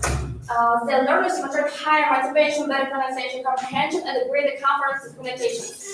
And then, however, challenges such as poor internet access and limited real-time interactions remain issues to address. In the conclusion, finally, the experiments confirmed that artificial intelligence tools effectively develop listening speaking skills among the students. The platforms such as ChatGPT, Duolingo, Speak, and the Practica provide interactive and adaptive environment that improve communicating competence, conference, and motivation. The students who are regularly using artificial intelligence tools such as their main method of learning English, they showed better pronunciation, comprehension, and comfort than those who learn English with traditional methods. And to be honest, if we can choose one of these, easy to see it is the artificial intelligence tools the best way of learning English. And then also I want to share with you about my personal experience and give a recommendation. I started this project with a great interest because I myself began to improve my listening skills with AI tools in last summer. I watched the American TV serials, and with the help of ChatGPT, I played the roles in English. And thanks to which I improved my accent. Also, I wrote English songs, again with ChatGPT, and as a result, I can understand their English translation of songs. And then, this project, I learned about applications Speak, Duolingo, and the Practica because before that I didn't mention to them, but now I actually use them. Talk about the practical part. Oh, Practical parts. what about? Yeah. My practical part? No, not the practical part. You have said that you use the apps as a practical. Yes. What kind of platform is it? Firstly, I was a ChatGPT. ChatGPT for me is the best way of learning English. Why? Because we are all the students in this room use ChatGPT 24/7 of our English learning or study and other objects. ChatGPT and then Duolingo and Speak. But you use the practical. Yes. Practical. Yes. What kind of platform is it? What is it? What kind of AI tool? Practical. ChatGPT. Practical. Practical.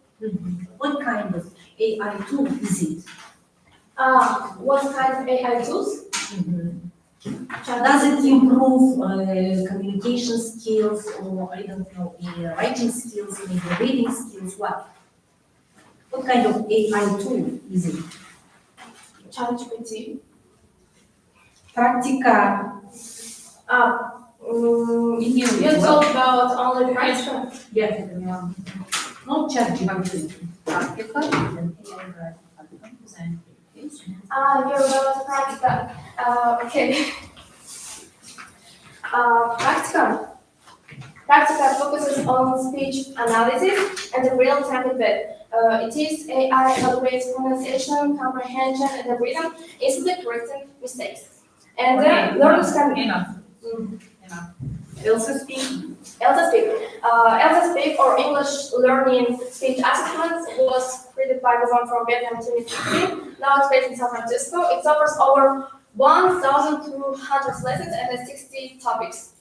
60 topics focus on pronunciation and speaking, but also It improves yes, pupils' pronunciation. Yeah. yes, but Elsa's have challenges such as poor internet access and has limited spontaneous interactions. Thank you, Milana. You are great.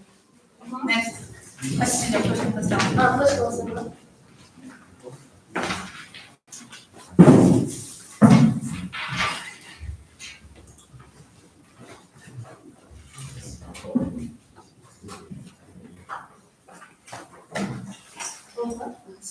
go ahead.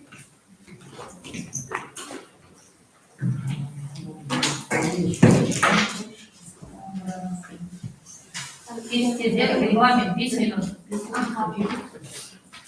So, okay, hello, my name is Anna. Today I'm going to present my project work titled The Impact of Artificial Intelligence on English Language Learning, Opportunities and Challenges, and I'm excited to share with you what I've discovered about how we can learn English better. So the topic of using artificial intelligence in education is very relevant today. Many students have smartphones with AI tools, but they don't always know how to use them effectively for learning English. And so my research shows that only 25% of students have used AI tools like ChatGPT for learning English, and most of them only use it for basic translations. And so my tasks included to study what artificial intelligence is and how it works in education, exploring AI tools specifically for learning English, conducting a survey among my peers, selecting the top 3 most useful AI tools for learning English, and creating a guide like a website for effective English practice using ChatGPT. So my project product for today's research called an interactive website called English AI Body, your personal ChatGPT guide for learning English. The object of my research is artificial intelligence tools and applications. The subject is how artificial intelligence can be used in English language teaching. And the practical significance of my guide is that it can help students and teachers use AI tools more effectively to improve their English language skills. And I think it's most useful for today because most students don't know how to use these tools properly. And so what artificial intelligence is? It's a We technology. know what is it. Next. Okay, thank you. So for language learning specifically, yes, AI can help with pronunciation for speech recognition. It's clear. It's clear. Yeah. So, Today we have put enough project. what about opportunities? Should I? The advantages so that we know. Okay, that's Yeah. And And so your let's experiment. go to our practical part of my research. So I conducted a survey among my classmates at school, and my survey showed that 75% of students consider English very important, and 60% of them are actively studying it. But the problem is that only 25% of them have used ChatGPT and other AI tools for English learning, and most of them only use it for like basic translations, and they don't know how to use AI effectively beyond basic tasks. So that's the type of how we did it. How many students participated in your? At my class, we have 25 students. 25 students. Yes, and all of them was involved to this survey. And you know that based on this survey, it might inspire me to create my own guide, to create a more educational approach to solve this problem. So what I did, I created my own website called English AI Buddy, your personal ChatGPT guide for learning English. So for more convenience, you can scan this QR code and see how it looks and how it works basically. So that's the way how it looks. It's the first page, and I want to explain what it consists and how it can help you to learn English better using ChatGPT mostly. So first of all, we have the first page called skill assessment, and in this page you can evaluate your English level, and then you can have you can identify to what areas to focus on to learn English better. And then conversation starters, here you have ready-made prompts that you can copy by typing it, and then you can put into ChatGPT, and you can have really useful chatting with ChatGPT. And then skill building activities. Here we have activities for vocabulary, writing, listening, speaking, and also reading and writing. And it's very useful because you can also try to use all of them in a more practical way by doing it with ChatGPT. And then the progress tracking, that's very interesting because in this page, you can, it's a tool to monitor your improvement. So by this, you can see how your achievements going on, and you can stay well organized. and like improve your discipline. That's very important when you are doing something you want to say. And the next thing is advanced techniques. Here are also really made and very useful and more creative way how you should have a chat with ChatGPT. And here's also the video like made from that you can copy and have a chat with this. So that's the practical way how you can use it. On my presentation, I added only one way because I don't have a lot of like space for this. So first of all, you can evaluate for English level. For example, in this way, it says that your English level, for example, by asking for this question, elementary. And you should focus on fluency and writing. And then you can like start practicing it by conversation starters. By, for example, you copy this conversation starter, okay, and then it pass into ChatGPT, and you can start a very useful like chatting, and then you can progress your like improvements. To prove that my project is very relevant and really helpful, I had these feedbacks from my classmates and also from my friends at school. They all say that their English levels are really improved, and they say that at the past they thought that ChatGPT is just for copying homework, but now they know how to use it in a more complex way, how to use it like for like in a more creative way that many students don't know right now. So I want to say that the aim of my project was to develop the digital literacy among young people by learning English. You know that learning English is a very like popular English, and it's very important to know this language. And also you can like young people can improve their digital literacy by knowing how to use AI. I want to say that AI is the like future. Our future is connected with modern technology, and it's very important to our youth in our country to know how to use these tools in a more complex way and to be more competitive in the future. Okay. So you can like scan it and check how it works with your phones. It's not your tool yet. It's AI tool. I did this website on my own. That's my project, really. So you can check it if you have any questions or you have any interest in this project. I did it from my own without any help, I want to say, because I have a very big interest in technology, and I'm studying coding at home alone, and also I'm studying English because English is also very interesting for me. So by sum up, I did this project, and I want to introduce it to you. Well, what was new for you?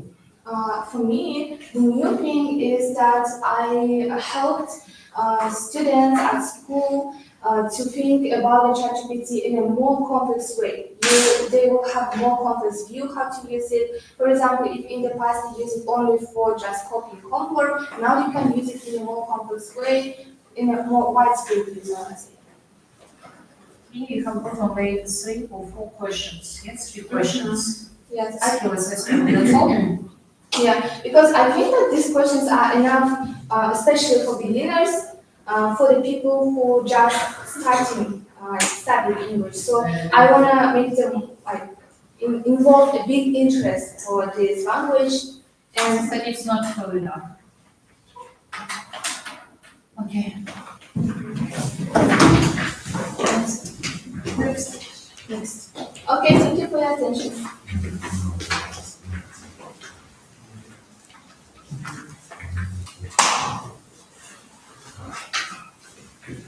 Kışkındasın.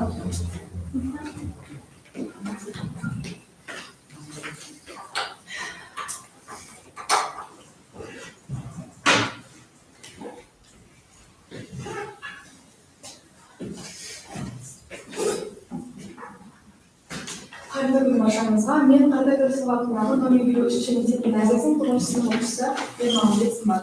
Зерттеу жобаның тақырыбы ағылшын тілінің принциптерін жұмсақ көтеру және қазақ тіліне аударту. Бұл зерттеу тақырыбының өзектілігі генетикалық және құрылымдық психологиялық тұрғыдан әртүрлі тілдерді салыстырмалы түрде зерттеу арқылы олардың әрқайсысының жүйелік және функционалдық ерекшеліктерін неғұрлым нақты қадағалауға болады. Осыған байланысты сәйкес сипатын, оның ішіндегі етістіктің жұрттық түрлерінің аударылу мәселелерін зерттеліп, салыстырмалы талдау өте ерекшелігі бар және маңызды. Көбінесе бұл етістік формаларына қатысты, өйткені отандық қана емес, жалпы шетелдік лингвистикалық әдебиеттерде естілу әрекеті мен іс-қимылды білетін етістіктерді зерттеуде де әлі де болса даулы мәселелер бар. Тақырыпқа қалай келемін, осыған тоқтала кетейін. Егер екі етістік жалпы лексикалық мағынамен біріктірілген болса, бірақ әртүрлі формада кездессе, онда ол етістіктің жұрттық түрі деп аталады. Әсіресе бұл орыс тіліне тән. Мәселен, сделать, сделать, играть, играть, исчезать, исчезнуть. Ал ағылшын тілінде мұндай грамматикалық категория жоқ. Алайда былай белгілі жолдары кездеседі. To say, to tell, to do, to have done, to take away, to find, to have found. Бізге ең қызықты болғаны қазақ және ағылшын тілдерінде мұндай грамматикалық категория жоқ. Алайда осындай формат аударма барысында қалай беріледі деген сұрақ мені қызықтырды. Зерттеу жұмысының мақсаты заманауи тәсілдер мен технологияларды пайдалана отырып, ағылшын және қазақ тілдеріндегі етістіктің жұрттық түрлеріне талдау жасап, аударылу ерекшеліктерін салыстырмалы түрде зерттеу. Осы мақсатқа жету үшін негізгі міндеттері белгіленді. Салыстырылатын тілдердегі етістіктің түрлі формаларын адам танымға қалайына қатыстыру. Ағылшын және қазақ тілдеріндегі етістіктің жұрттық түрлерін таңдап алып, анықтау үшін аударма эксперимент жүргізу. Етістік формасы тілден бірге практикалық аудару жолдарын анықтау және нәтижелерін қорытындылау. Зерттеу объектісі салыстырылатын тілдердегі етістіктің жұрттық түрлері. Зерттеудің теориялық маңызы. Теориялық тұрғыдан зерттеу ағылшын және қазақ тілдеріндегі етістік аспектісіне қатысты материалдар жүйелеуге белгілі бір үлес қосады. Сонымен қатар зерттеудің теориялық қорытындылары тілдердегі етістікке қатысты мәселелердің мәнін ашады деп ойлаймыз. Тұжырымдар орыс жазушысы Достоевскийдің «Қылмыс пен жаза» романының орыс тіліндегі нұсқасынан алынған сөйлемдерді қазақ және ағылшын тілдеріндегі нұсқамен салыстыру, қосымша эксперимент жүргізу арқылы дәлелденді. Ғылыми жаңалықтар. Ағылшын тілінде етістік формасы не мүлдем жоқ, не төменгі және дистрибутивтік сипаттамаға тәуелді екені жалпы қабылданады. Қазақ тіліндегі типтік жүйесі жоқ, бірақ оның қимылын контекст немесе көмекші сөздер арқылы жеткізе алады. Ағылшын тілінде етістік формасы жүйесі жоқ болғандықтан, оның жұрттық мағынаны білдіру үшін әртүрлі тәсілдер қолданылған. Бұл екі тілдің өзіндік заңдылықтарын айқындауға, ғылыми зерттеуге мүмкіндік береді. Етістер кез келген тілдің басты құрамдас бөлігі, өйткені ол іс-әрекетті сипаттайды. Осы себепті де белгілі бір шығарма немесе айтылар ойдың тілден тілге аударылуында да басты маңызды етістіктер болып табылады. Етістіктің жұрттық түрлері қазақ және ағылшын тілінде өзіндік грамматикалық категория болып саналмағанымен, орыс тілінде өзіндік сипатқа ие. Осы себепті де осындай формалар аударылғанда олардың жеке-жеке қатысудың өзі де тіл табиғаты үшін аса маңызды. Қазақ тілінде етістік Сағынбаев романының Аманжол секілді ғалымдар зерттесе, ағылшын тілінде арнайы смысловский эксперт секілді белгілі ғалымдар зерттеген. Ал екі тілді бірдей қарастырып салыстырмалы түрде зерттелген Арнайзен Құманбаев ағылшын тілінде етістіктің анықтамасы көпшілік тілдердегі анықтамаға ұқсас болып келеді. Мәселен, маслов етістіктерді іс-қимыл грамматикалық мағынаны білдіретін, яғни белгілі бір шақта динамикалық түрде созылып жататын деп анықтаған. Оның түрленуі жүйесі басқа сипаттарына қарағанда әлдеқайда бай және көп түрлі болып келеді. Саны жағынан етістіктердің көп бөлігін аталған формалардағы стандартқа сай келетін дұрыс етістіктер, яғни regular verbs құрайды. Ал екінші топқа стандартқа сай келмейтін, яғни бұрыс етістіктер irregular verbs жатады. Орыс тіліндегі жұрттық түрлердің қазақ және ағылшын тілдеріне түрлендірудің негізгі тәсілдерін анықтауда сөзіміз дәйекті болу үшін эксперимент жүргіздік. Талдау үшін материал ретінде көркем шығарманы таңдап алдық. Эксперимент үшін аспектуалды қарама-қайшылықтар болып табылады. Тіл жұптары немесе етістік жұптары кіретін сөйлемдер ерікті түрде алынды. Сауалнама жасау үшін 9-шы сыныптар арасынан ағылшын тілін жақсы меңгерген 4 оқушы, ал ағылшын тілімен қатар орыс тілін жақсы меңгерген 8 оқушы таңдап алдық. Сауалнама мақсаты түсіндірді.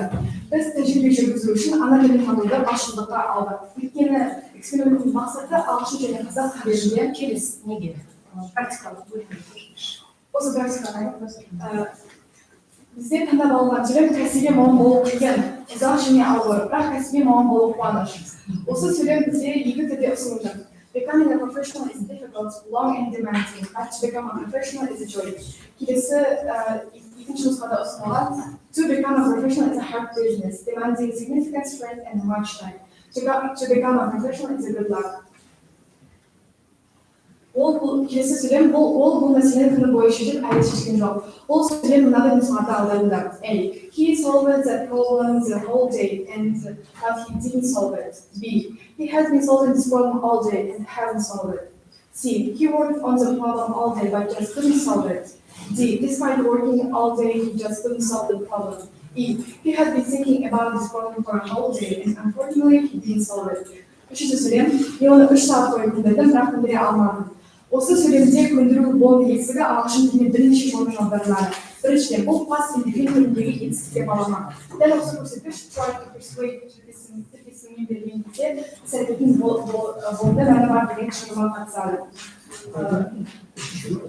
Сондай шарты берген қайталау арқылы NCV етістігінің өзгеруі бар. I persuaded and persuaded her. Мен оны көндірдім және көндірдім. Бұл процестің ұзақтығын көрсету сөйлемде мүлдем жоқ. Осылайша ағылшын тіліне Мақсатыңыз не бұл жобада? Бұл жобаның мақсаты ағылшын тіліндегі жұптық жетістіктерін талдау, қазақ тіліне аударылуын көрсету, яғни ағылшын тілінде мұндай грамматикалық категория жоқ болғанымен қазақ тілінде мұндай грамматикалық категория жоқ, бірақ оның ағылшын тіліне қалай кездесетінін және формасын анықтау. Енді бұл сөздің тақырыбының ерекше белгі бар, нені қолданылады деп барлық оқушылар тамағы жасанды интеллектіні. Сіз қолданып көрдіңіз бе экспериментіңізде жасанды интеллектіні? Иә, мысалға Достоевскийдің қылмыс пен жаза шығармасының орыс тілінен ағылшын тіліне аударудағы олардың аудару тәсілдерін анықтау үшін жасадым, яғни олар аударылғанда қандай бағыт топтары қолданылады деген сұрақтың жауабын анықтау үшін. Нені қолдандыңыз? ChatGPT-ді қолдандыңыз ба? Gemini мен ChatGPT-ді. Мен оны 3 сағат бойы көндірдім, бірақ көндіре алмадым. Түсініксізді оқу үшін. Осы сөйлемді ағылшын тіліне аударған кезде бұл жақта көндірдім деген болмай кетсігі ағылшын тіліне бірнеше жолмен ауысады. Сондықтан осыны көрсету үшін ауысқан кезде сөйлем біресі көрінуі мүмкін. I persuaded. I tried to persuade her for 3 hours. Мен оны 3 сағат бойы.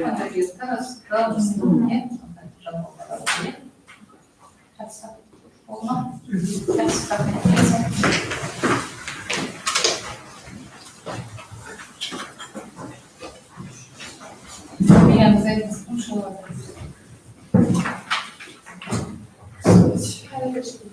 Хайрат? Можно сотку надо брать по 3.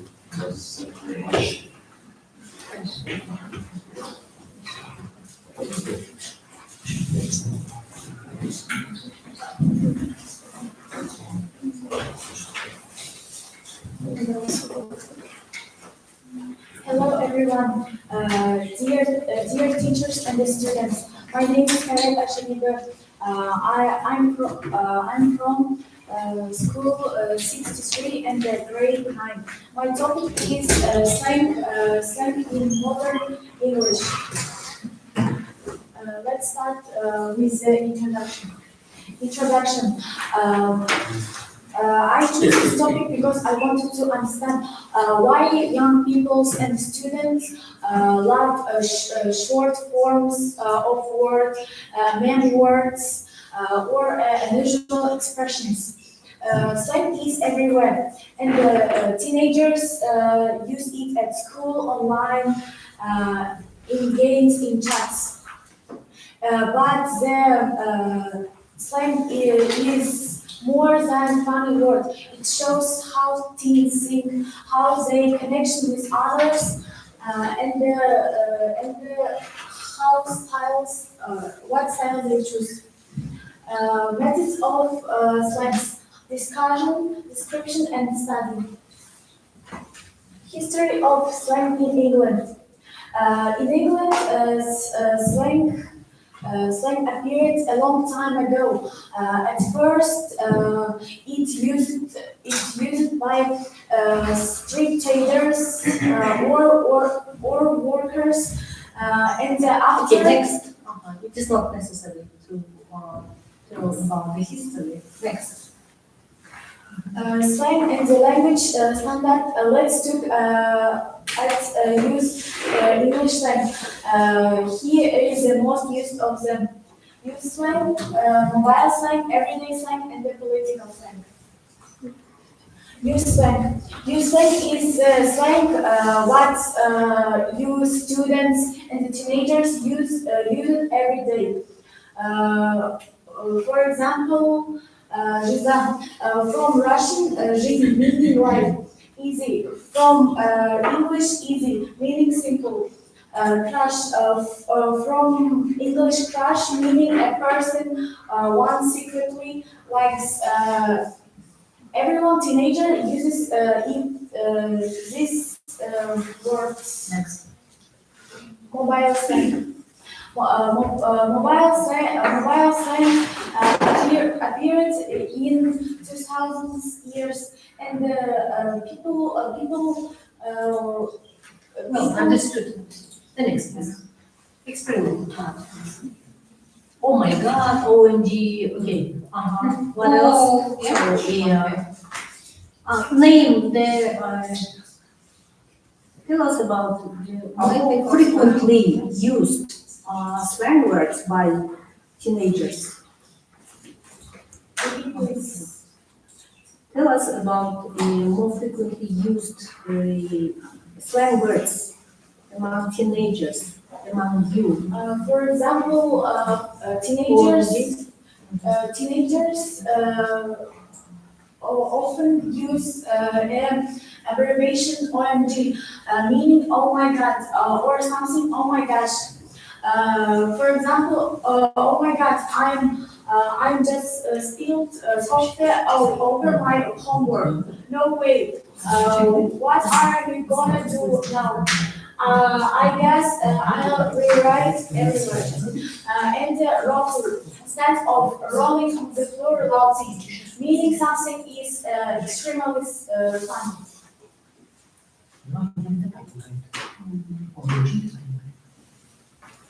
Practical part. What have you done in practical part? Okay. During my research, I interviewed 30 people, children from my own and parallel classes. They were curious, posed to them. Do you often use slang expressions in online chats or messaging apps? How did you first learn the slang expression do you use?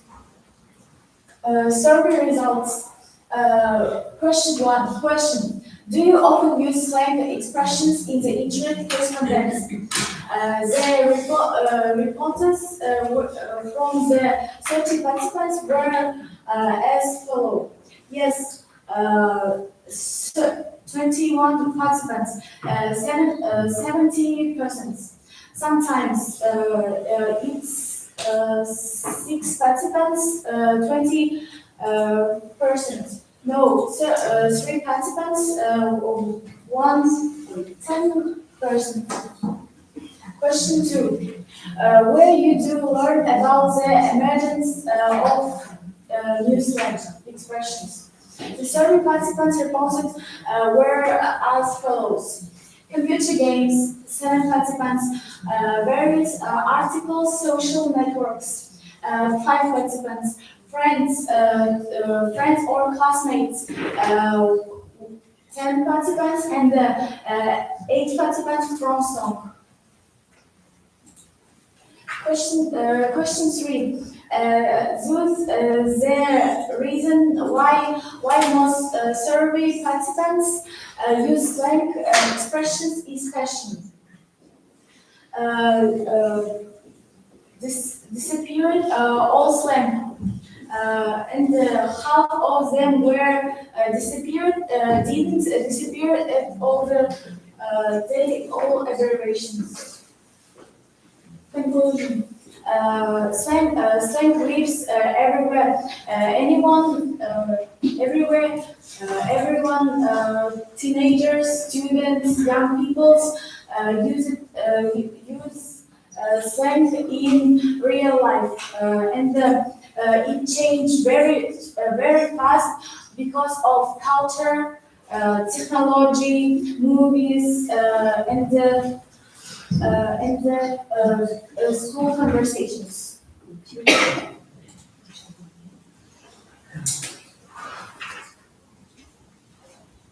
Have you achieved your aim and the practical part?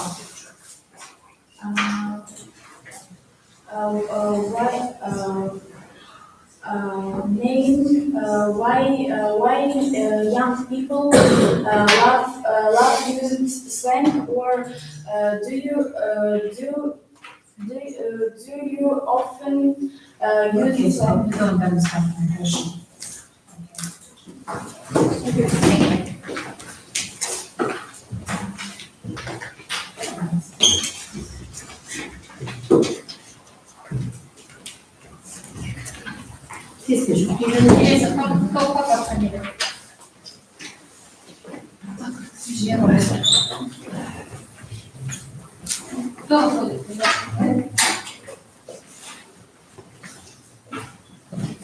you.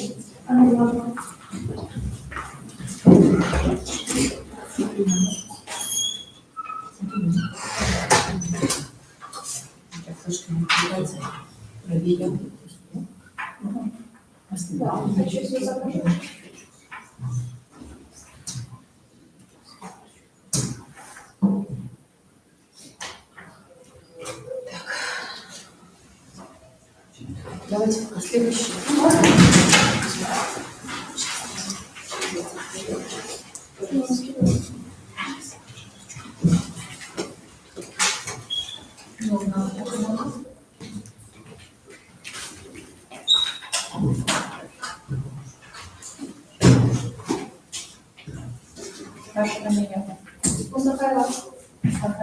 Я ученица 9 школы, и я представляю проект на тему роль использования компьютера и сети интернет в изучении иностранного языка. В современной эпоху цифровизации интернет переживает такие преобразования качественные, затрагивающие все его уровни и аспекты. Одним из ключевых факторов является определение эффективности образования с помощью интеграции сети интернет и информационно-коммуникационных технологий, в основе которых лежат компьютер и сеть интернет. Моей целью является проанализировать роль компьютера и сети интернет в процессе изучения английского языка и выявить их педагогические возможности. Также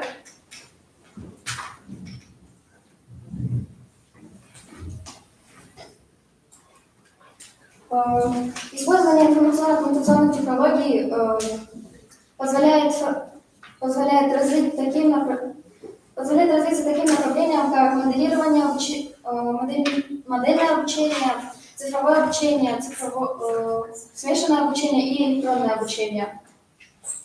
Использование компьютерных технологий позволяет использовать медиаматериалы, такие как аудио, книги, электронные и тому подобное. Также позволяет моделировать различные реальные жизненные ситуации. Кроме того, есть мотивационный аспект. Использование компьютера вызывает у учащихся особый интерес, поскольку он сочетает в себе учебную и игровую деятельность и позволяет учащимся выбирать уровень сложности заданий, темпа и тому прочее.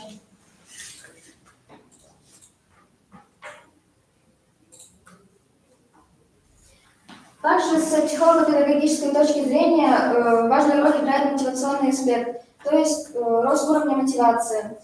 Учащиеся с применением компьютера начинают больше интересоваться предметом, так как он сочетает в себе разные возможности. Переходя к практической части, я хотела бы рассказать насчет приложений, которые я использовала. Первое является Quizlet. Это онлайн-платформа, где запоминаются слова и выражения с помощью карточек. Также игровая платформа Kahoot, которая используется для повторения материала в игровой форме.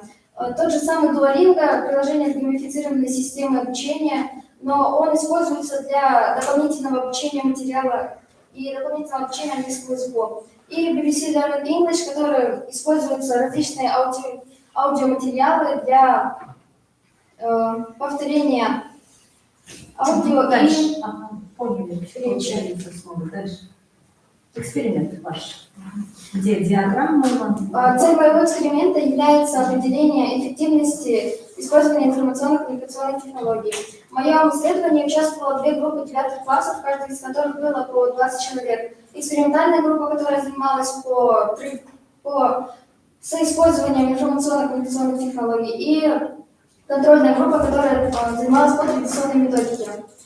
Анализ данных показал, что до начала эксперимента у них было примерно одинаковое знание и уровень владения английским языком, что позволило выяснить объективность дальнейшего исследования. В течение 3 месяцев экспериментальная группа использовала такие онлайн-ресурсы, как тот же самый Duolingo и Kahoot для контроля уровня знаний в игровой форме, и использовали аудиоматериалы и видеоуроки. После завершения теста анализ показал то, что использование информационно-коммуникационных технологий повысило долю учащихся с высоким уровнем обучения. Она возросла аж на целых 30%, в то время как в контрольной группе всего лишь на 5%. Также было заметно то, что сократился низкий уровень владения английским языком с 35% до 10%, что доказывает полезное влияние информационно-коммуникационных технологий на процесс изучения английского языка. Мы видим влияние информационно-коммуникационных технологий на учебную мотивацию. Для его выяснения используются такие тесты с вопросами, насколько ученик хочет использовать язык в будущем и насколько ему интересен этот предмет.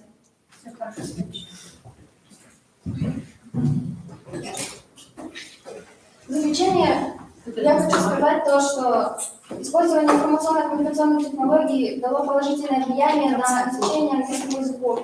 Учащиеся стали более чаще использовать язык, не стесняться на нем высказываться, и использование таких онлайн-платформ, как Quizlet и Kahoot и тому подобное позволили ускорить процесс обучения. Хорошо, Рамиля, ну, у вас, знаете, у вас тема, взяли очень такую обширную, вы взяли роль интернета.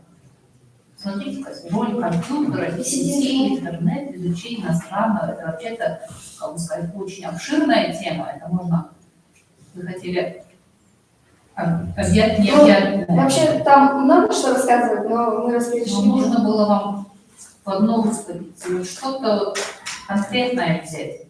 А что мы можем сказать? Роль компьютера. Уже 21 век у нас мы все используем компьютера. Да. Да? И в интернете это, вот, допустим, даже как бы не стоит даже на это. Вот, онлайн как бы подчеркивать, что-то оттуда брать. Да? Это было бы мое мнение.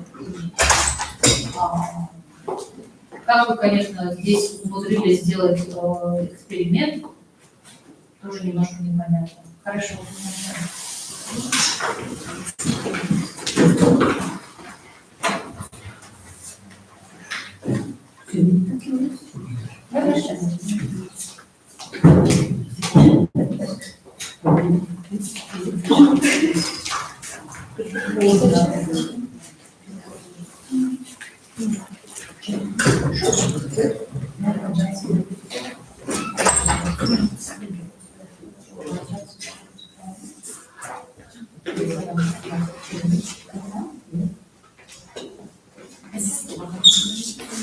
Я очень тебя класс 39 гимназии, и я выступила, и тема сегодняшнего проекта How Video Games Help Improve English Skills.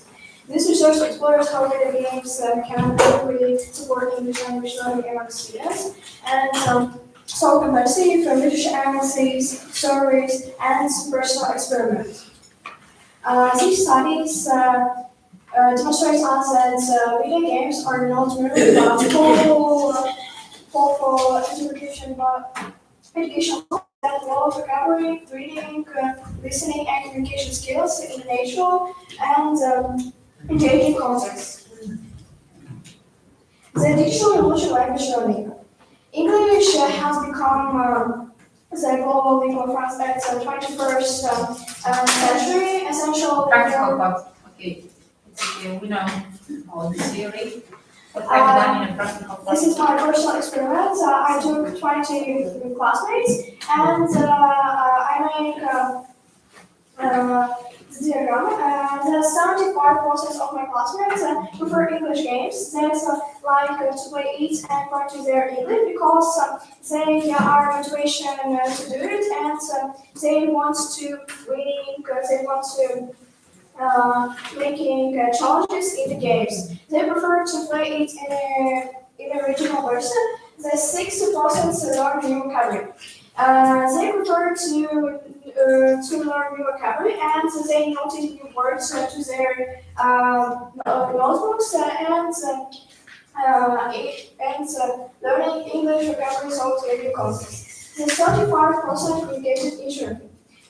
They prefer to communication with another players in another countries. And the second personal experiment is a 7 days vocabulary study. Week long, I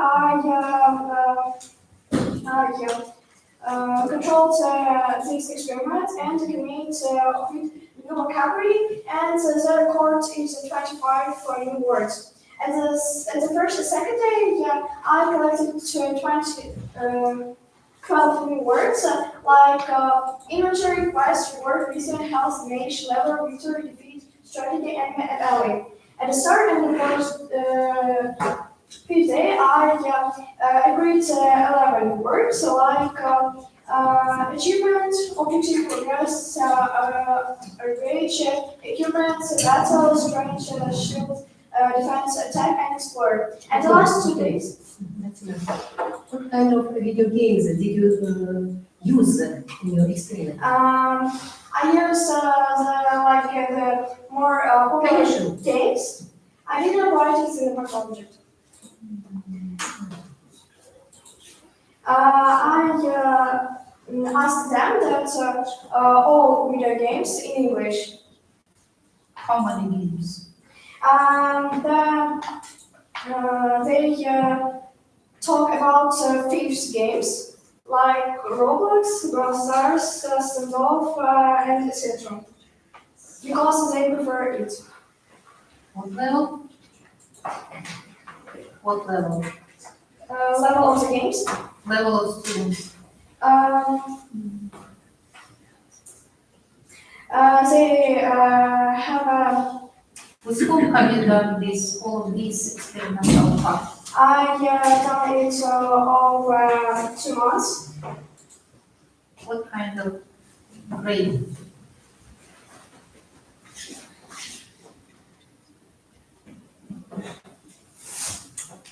Eight, 9, or 10, 11 grade, what kind of grade did you choose? Okay, Next.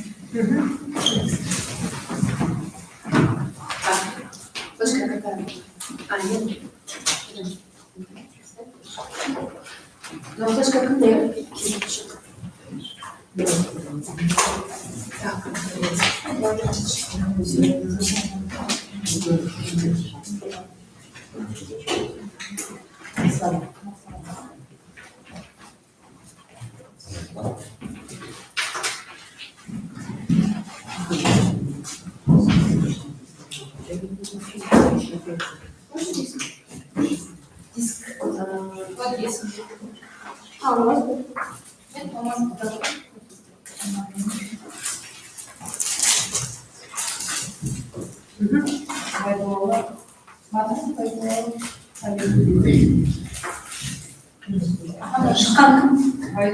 Фамилияңыз аты жөніңіз?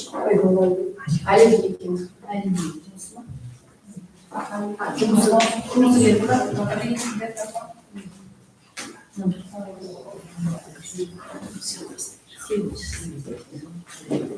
Production respected chickens, students.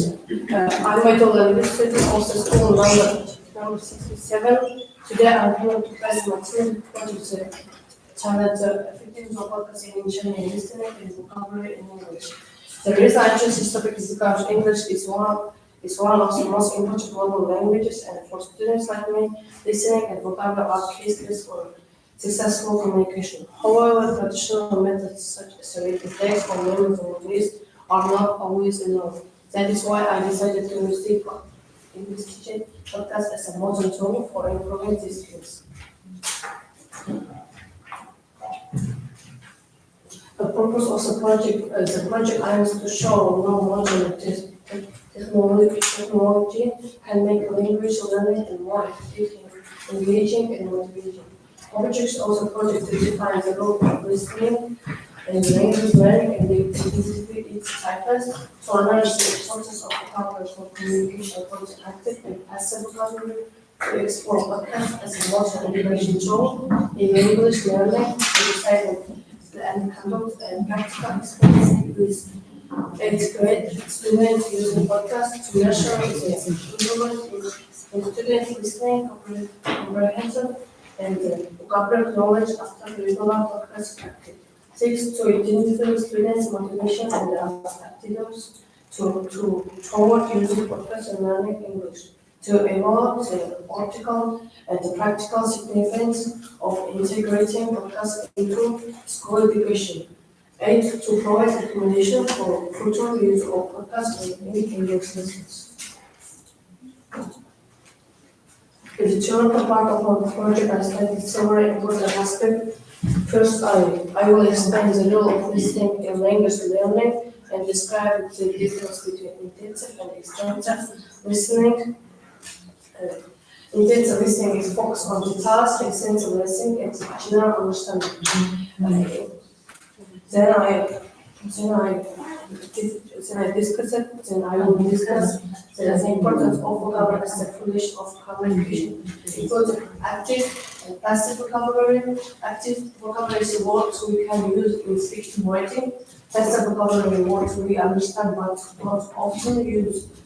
And also podcast as an education tool. Authentic language input, inspire listening time and real support, independent learning and make lessons enjoyable and motivating. In the practical part of my project, I attended and explained to my 8th grade classmates. At the beginning, we took a practice to measure all listening and vocabulary levels. Then over 3 weeks, we regularly listen to some short clip podcasts, 2 to 3 per week.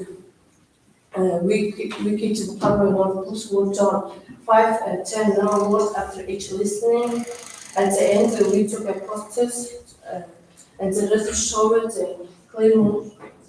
The listening increased, the listening comprehension increased, and the vocabulary knowledge expanded, and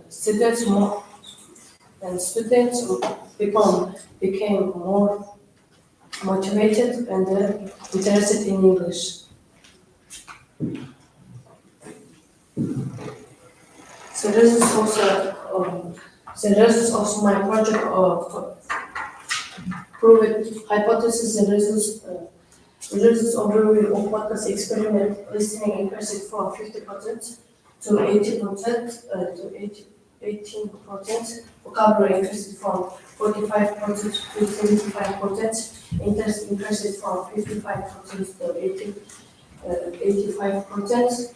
The project innovation combines technology plus education, first focused on younger learners in grade, experiment design podcasts as closed notebooks for discussion, makes English real, interactive, and enjoyable.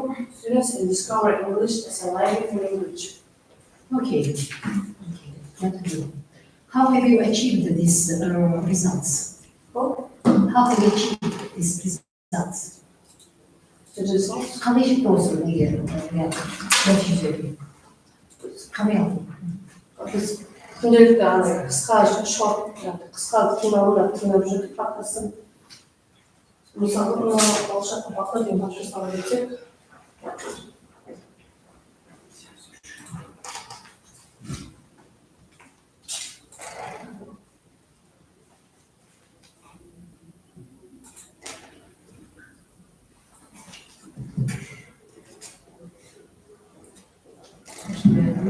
бүгінгі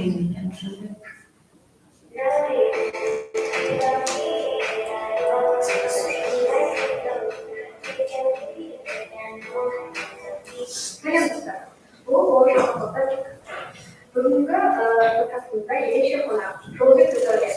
Ол 5 жыл бойы Дубайда білім алып, қазіргі таңда өз отбасында ағылшын сөйлеп, достарына шағым беруде. Ендеше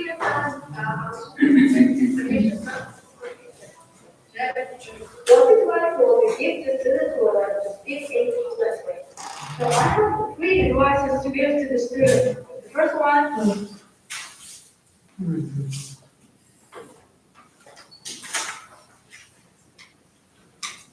Можно рассказать, конкурс, это как бы же, ну как бы.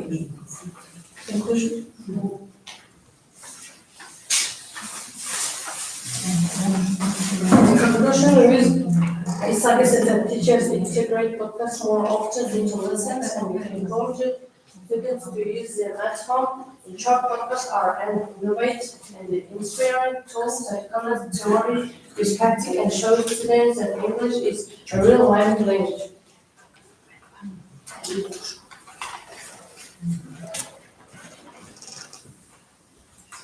Any questions?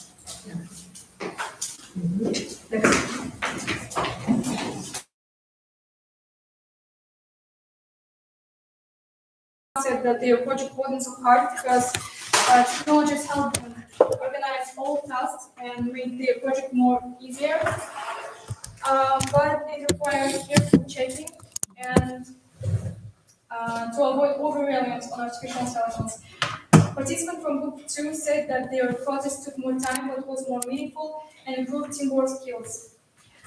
So I can say that the research confirmed integrating artificial intelligence into project-based learning increases students' creativity, critical thinking, and language skills. So the hypothesis was confirmed. AI can be an effective educational tool when used wisely. My recommendations is to combine AI with traditional methods, teach students ethical and responsible use of AI, encourage fast sharing and responsible use of such modern technologies, and the teacher's role is to guide and set clear learning goals. In the future, I plan to create a personal methodology for organizing a project-based learning with AI tools. It will include specific tasks, teacher guidelines, and assessment sheets to help students work with artificial intelligence effectively during English projects. Thank you for your attention. Yes, thank you, Nana. So, why did you choose this topic? I chose this topic because nowadays artificial intelligence is becoming more and more integrated into education. So, understanding how actually affect AI on project work is important nowadays, I think. Okay, what are the main sources? Sources. First group who used AI worked with Canva Magic, DAL-E, Canva, and Perplexity AI. What kind of tasks were set to achieve in your goal? They completed a project called My City of the Future. All students presented their projects in English. For example, Speak on your tasks.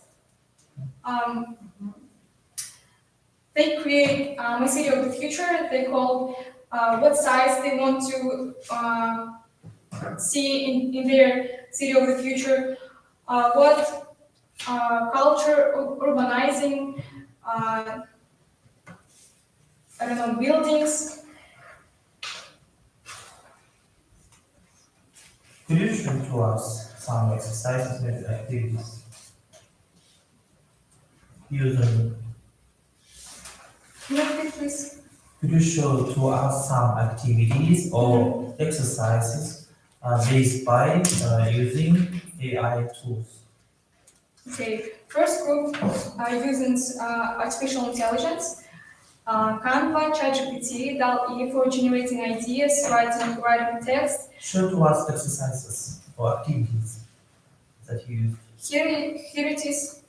In the lesson 1 was form groups, and the lesson 2 clear roles and project understanding. And on the lesson 3 and 4 create materials with and without AI. So here you can see their project results. Okay, Thank you, student, please.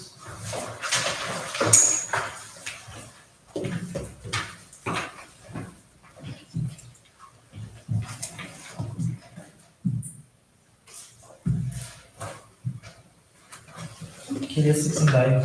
Фамилиялардың абракасы. Абдрахман Сырым ба?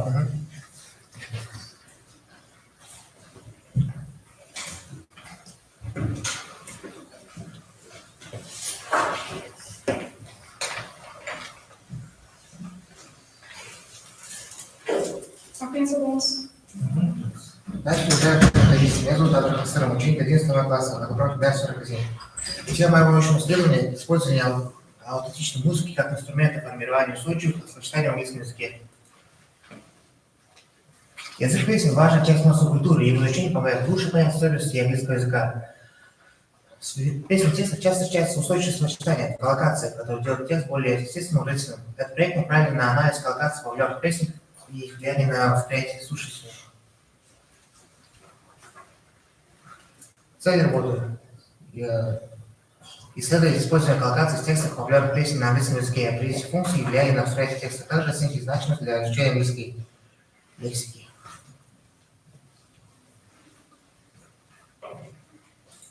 Для достижения цели были поставлены следующие задачи: выявить наиболее распространенные коллокации в текстах популярных песен, определить функции, национальность, лексическое, ритмическое и исследовать влияние коллокации на восприятие песенного текста. Также изучить теоретические психолингвистические основы, разработать методику работы песен и провести эксперимент на проверке ее результативности. Гипотеза. Использование коллокации в текстах популярных песен на английском языке играет ключевую роль в восприятии и запоминании лексики. Коллокация не только делает текст более естественным и выразительным, но и облегчает понимание языка учащихся. Коллокация – это естественное сочетание слов, типично для речи носителей. Например, носители говорят make a mistake вместо того, чтобы говорить do a mistake. Как отвечает Норберт Шмидт, значение коллокации – это то, что отличает продвинутого пользователя языка от начинающего. С точки зрения психолингвистики, запоминание устойчивых выражений тесно связано с механизмами долговременной и ассоциативной памяти. Исследования доказывают, что музыка способствует лучшему запоминанию благодаря ритму, мелодии и эмоциональному воздействию.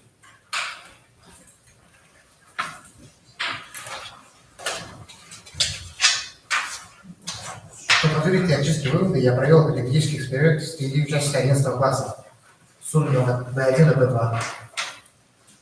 В исследовании участвовали две группы по 10 человек, как контрольная и экспериментальная. Контрольная группа занималась по традиционной методике, а экспериментальная – с использованием песен. Для работы были выбраны следующие песни: Perfect от Эд Ширана, Fix You от группы Coldplay, Song Like You от Adele, Demos от Imagine Dragons и Let It Be от Beatles.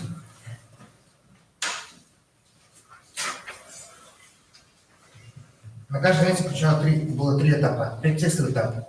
Мы обсуждали тему и лексику песни. Текстовый этап. Учащиеся слушали песню, выполняли задания и обсуждали заполнение пропусков. И после текстового этапа. Учащиеся анализируют выражения, обсуждали значения и примеряют точки задания. Например, сочетая собственные строки с новыми коллокациями. Это практическая часть. Как часто слушаете песни на английском? 50% ответили, что ежедневно, 35 несколько раз в неделю, 15 лет.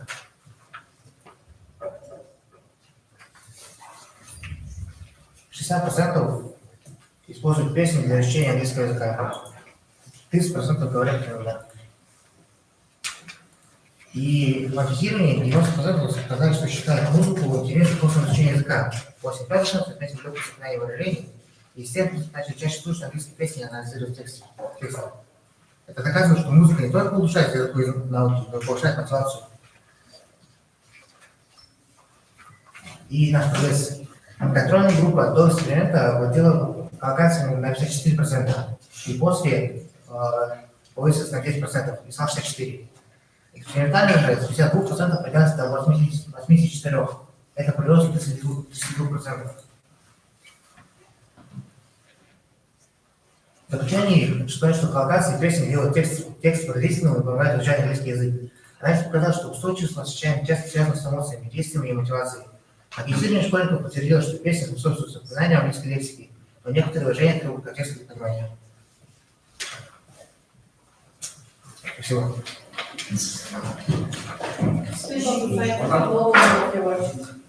Найди ваш новый жюри. Себе. Не знаю вашего. I can tell you about that treating music as a new method of learning. So it is a very popular way of learning. Not many people learn it that way. So we introduced music learning to them.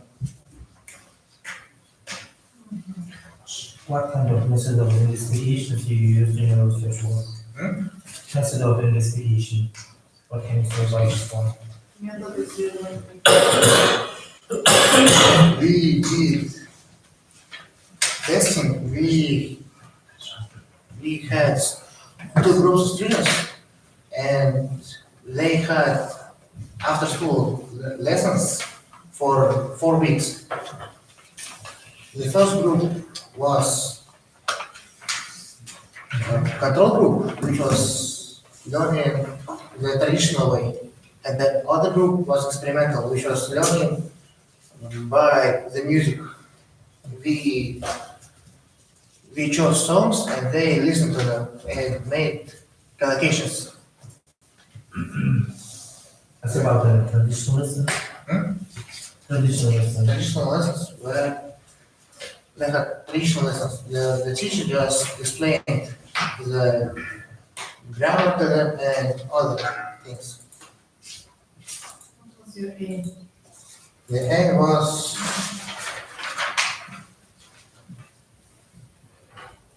to prove the efficiency of musical way of learning. Okay, did you achieve your goal? I think so, because the experimental group had a 30%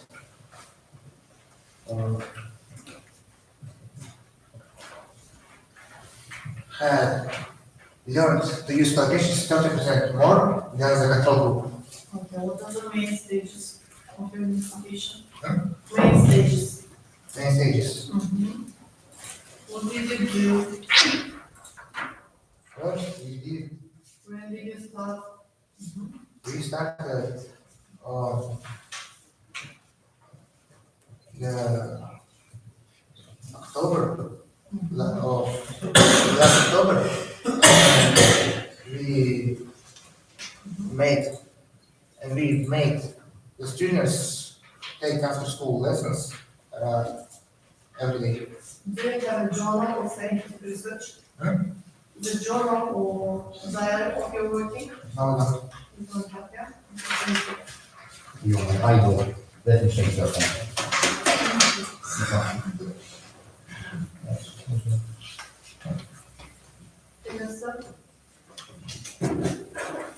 Good afternoon, dear teachers and students. My name is Sakin Bushara and I'm a student 912 of 36 school.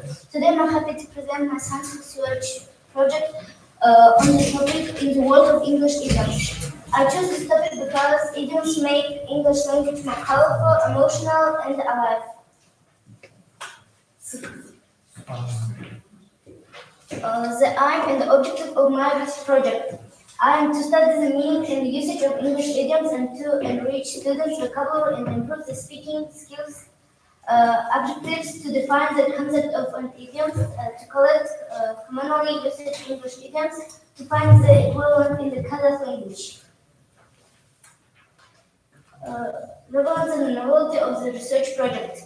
In today's globalized world, mastering English is an important indicator of a person's culture and professional development.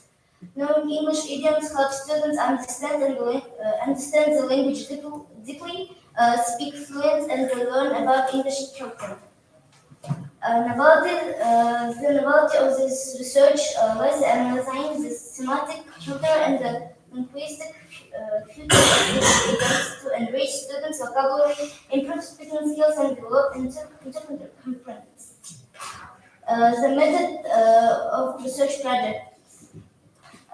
They use such methods and technologies as collecting, comparing, analyzing, interpreting, summarizing, and drawing conclusions while writing the topic. The recommending of this research project. An idiom phrase in which meaningful words combine and create expressive and emotional shades of meaning, and it's widely used both in spoken and literal language.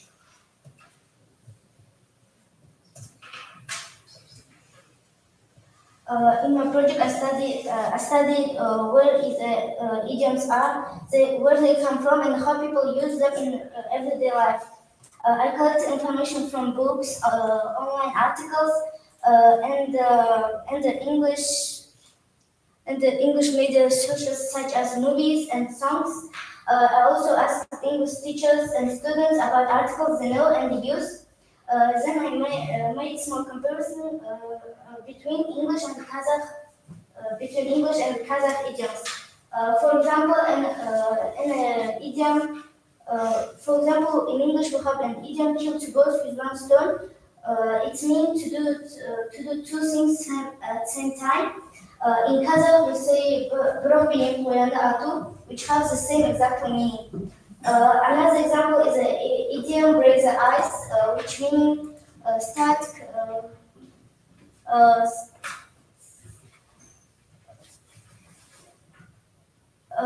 conversion in a friendly way. In Kazakh, we can say "muzdu buzu" or "bastamanu kola alu." Such similarities show to even then different languages, people, ideas, and experience always alike. The main goal of my project is to show that idioms can help students improve their vocabulary, listening, and their speaking skills, and communicate more naturally. In the process of doing this, idioms are useful not only in the school but also in real life situations like traveling in business and in daily communication. In the process of doing this project, I learned many new idioms and same meaning. For example, piece of cake, something very easy. The boss is on your coat. Now it's your turn to decide or act. To be over the moon, to be very happy. What is an idiom are? Idiom is fixed expression that cannot be translated word for word because the meaning are different from the meaning of individual words. For example, an idiom "it's raining cats and dogs" doesn't mean the real cats and dogs come from the sky. It means it's raining very heavy. This is example of idioms. Feel at home, not hear of something. All ears, as far as concerned. In conclusion, I can say the idioms not just a simple phrase. They heart and soul of English language. By the learned idioms, we can make our English more expressive, understand native speakers better, and everything more creatively. I hope my project will motivate other students to learn idioms and use them in everyday speech. Thank you for your attention. My question. Can you give the English equivalent of the idiom "oil natural"? What's the English for? Have you found an English equivalent? Oil natural.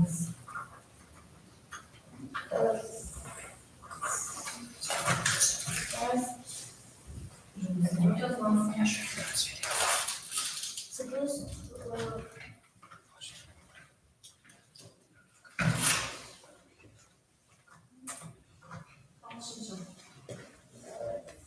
қалмасы қандай сондай контрол болмасын.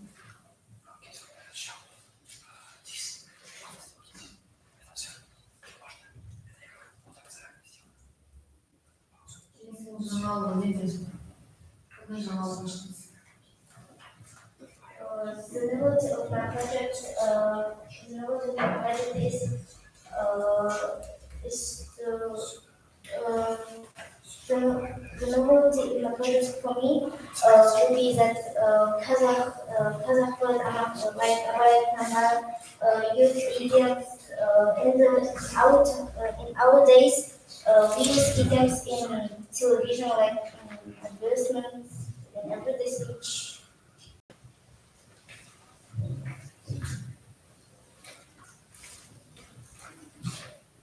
Okay. Can you say about critical basis or foundations of your research? теорияға жағынан қандай основа базасы ол сізде пайдаланған еңбектер қандай ғалымдар қолданыңыздар?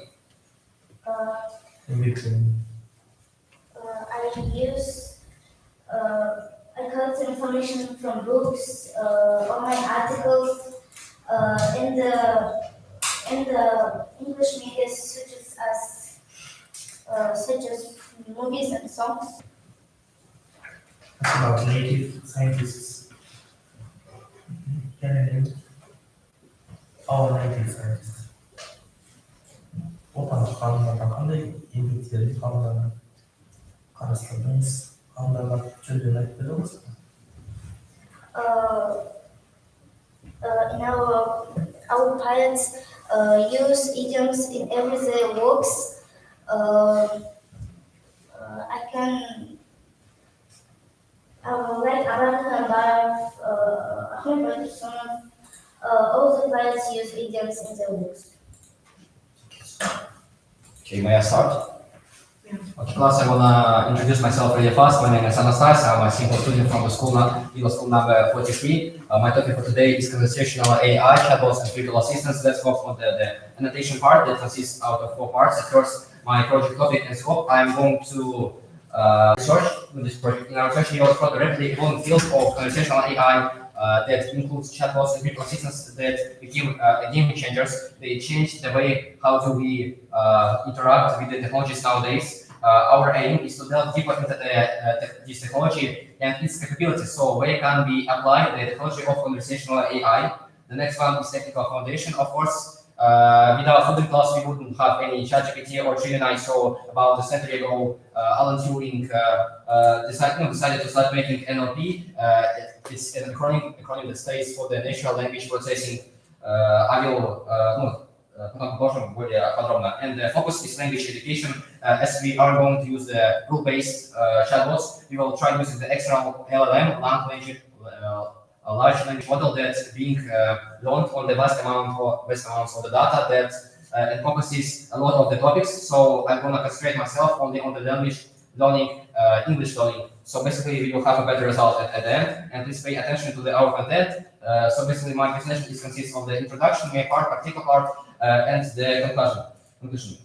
So as the introduction, the purpose of this project is to explore the capabilities of the artificial intelligence, as I said, and trying to find an application to enhance the user's speed and streamline of learning a new language. The relevance of this project is that the technologies are getting better every day, and we can't even imagine our lives without the artificial intelligence. Basically, in the past we used the search, but now we use AI every day. The object of the study is the conversational chatbots itself. The subject of the research is the application of these chatbots in your life. So in the education, especially in relation of the project, that I'm giving you a little tutorial with showing the process of developing my own prototype of the conversational AI. And the threshold is below. Any of you in this class can create your own conversational chatbot if you have some time. So the hypothesis is that we can develop our prototype and then use it in our task to speed up the process of learning the new language, as I have mentioned before. So the main part, the role of NLP in conversational AI. For example, I have a query I got a lot of the questions. I opened the ChatGPT, for example, open the chat and writing my question. So for the AI, my question is just a cipher. He wouldn't understand what I'm trying to talk about. So there is a special thing called decomposition. It's a process when the sentences are being divided onto the words and words on the small parts, and then the AI is trying to compare all of that to his last database that he was learned on, and then he tries to suggest the most correct and relevant answer. But of course, there are some downsides of this. But I will talk about later. The bridging the gap in language learning. I guess not everyone can afford having his individual teacher, but nowadays it's really easy to open your smartphone and find any free application with the conversational AI to start learning. I know it can't replace your teacher, but anyways, it can give you a fast pace, speeding up of the process. And we don't forget about the ethical considerations. So there are always two sides of the hand. And on the other side, as we know, the LLMs are being trained for the vast amount of the data that is unfiltered. There is a large chance of it being learned on some kind of inherited biases and inadvertently discriminating the people because of their nation, race, gender, and etc. etc. So here's the practical part. Till rare, we are going to create our conversational AI from the scratch because it's literally impossible for simple student like you or like me to do it. So we will use the state-of-the-art LLM machine from the Google AI Studio using the API key. For example, we take the extend the origin engine into our car and then modify our car with our original additions. So as you can see here, this foundation is the element from the Gemini project. Focus is to make, which is our car, but original idea, using it, fine tune and prompt engineer our prompt and instruction tuning. So basically, we can't do the perfect chatbot only with one prompt. So basically, we need an iterative project where we will be talking to the chatbot and then trying to analyze his answers. Because the AI is the black box itself, there are a lot of millions, there are billions of parameters, and the only thing we can try to refine the AI is talking to it and then telling him which answer was good and which was bad. So basically a reward and a penalty program. Here's the evaluation and rating improvement, as I have already mentioned. And now let's step on the rating cloud. So I have prepared a specific video material for you. So please hold on a second. Okay, this one. Basically, here's the Google AI Studio. I open the site, I press the build, and discarding my idea, I also use another AI to refine my prompt. I'm supercharging it with the create conversational voice apps and AI for chat tools. Basically, it can take about from 1 to 2 minutes, but that's just a prototype. That's not a ready product. I just wanted to show you how it will work. Basically, it's the AI took the role of the coder. So I told him some my original ideas. The AI isn't a bit ambitious itself, so he can write a good code, but still has no ambitions to add something himself. So I had to push him forward. How to correct him? So I said that it's me, Anastas. I told him my level. Here is the interface. It's minimalistic and dark style. I have decided to talk to him. As you can see on the desk, he gave me a really good and structured answer. So in the comparison to the rule-based AIs, it will always give you different answers. However, they most likely will be relevant and correct.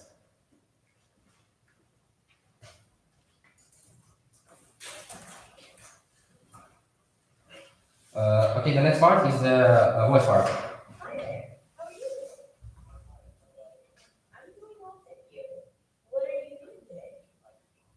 Is it clear? Continue. Continue. Okay, yes. I skip this part. This is just about me talking the AI, okay? Next part is that I have decided to refine the AI because it wasn't good enough. So I have said before, one prompt isn't enough. So this is just a prototype as it was mentioned before. So there are no cheating actually. And so what can I say in the conclusion? I have managed to prove that any of you can create your own conversational AI that can be custom and fine-tuned to speed up your process of the language learning. But don't worry, it's not only constrained by this. It can also work with the healthcare, I don't know, maybe some content video strategies in the games and etc. So guys, thank you for listening to me. Thank you for paying attention. Do you have any questions to read? Okay, thank you so much. What can you say about the aim and the objectives of your research? Okay, aim and objectives. What should I do? At first, we delved into the capabilities of the AI, and after finding out that it can most likely replace a teacher, I have decided to make our chatbot which will learn us. And most interesting part that any of you can create the custom one. It's not limited by the only one application. Then you can find it on the internet. Objectives one by one. Okay, sorry. Objectives one by one. Okay, first. То есть, according to our aim, we have the following objectives. Yes, okay, like this. I'm trying to rephrase that, so it's will be much more interesting for you to listen to me, okay? Я тут пытаюсь переделать немного текст, чтобы вам, I don't want this process to be tedious, чтобы вам не было скучно меня слушать, потому что когда дети читают с доски, это неинтересно, по-моему. В вашей работе нет, мы спрашиваем, где задачи есть цель, и на основе цели должны быть задачи.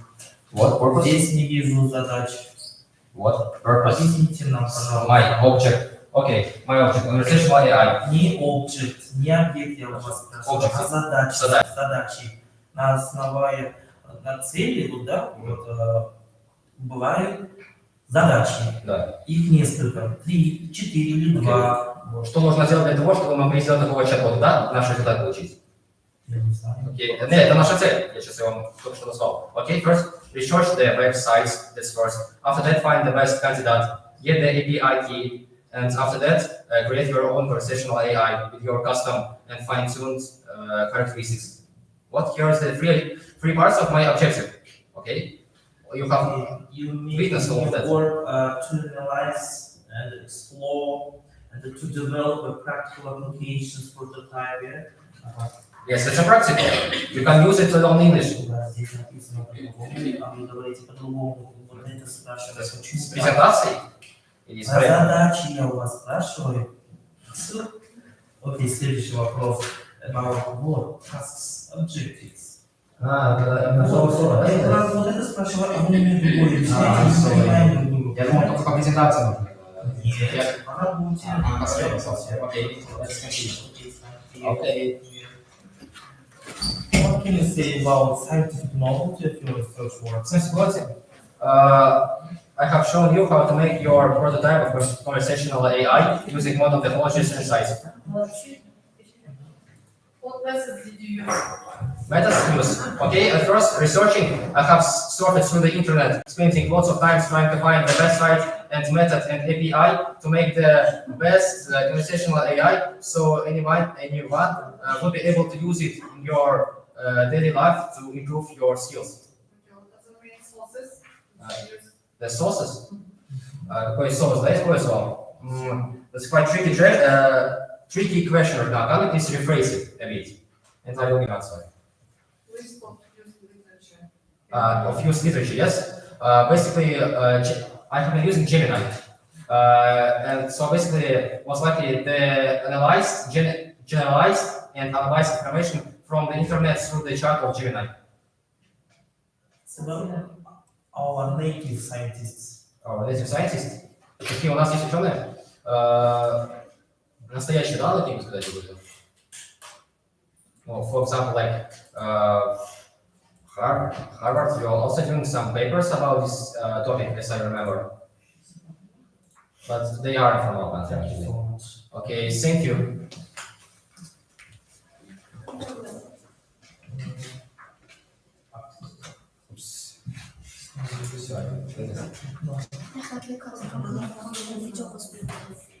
Фамилия обязательно.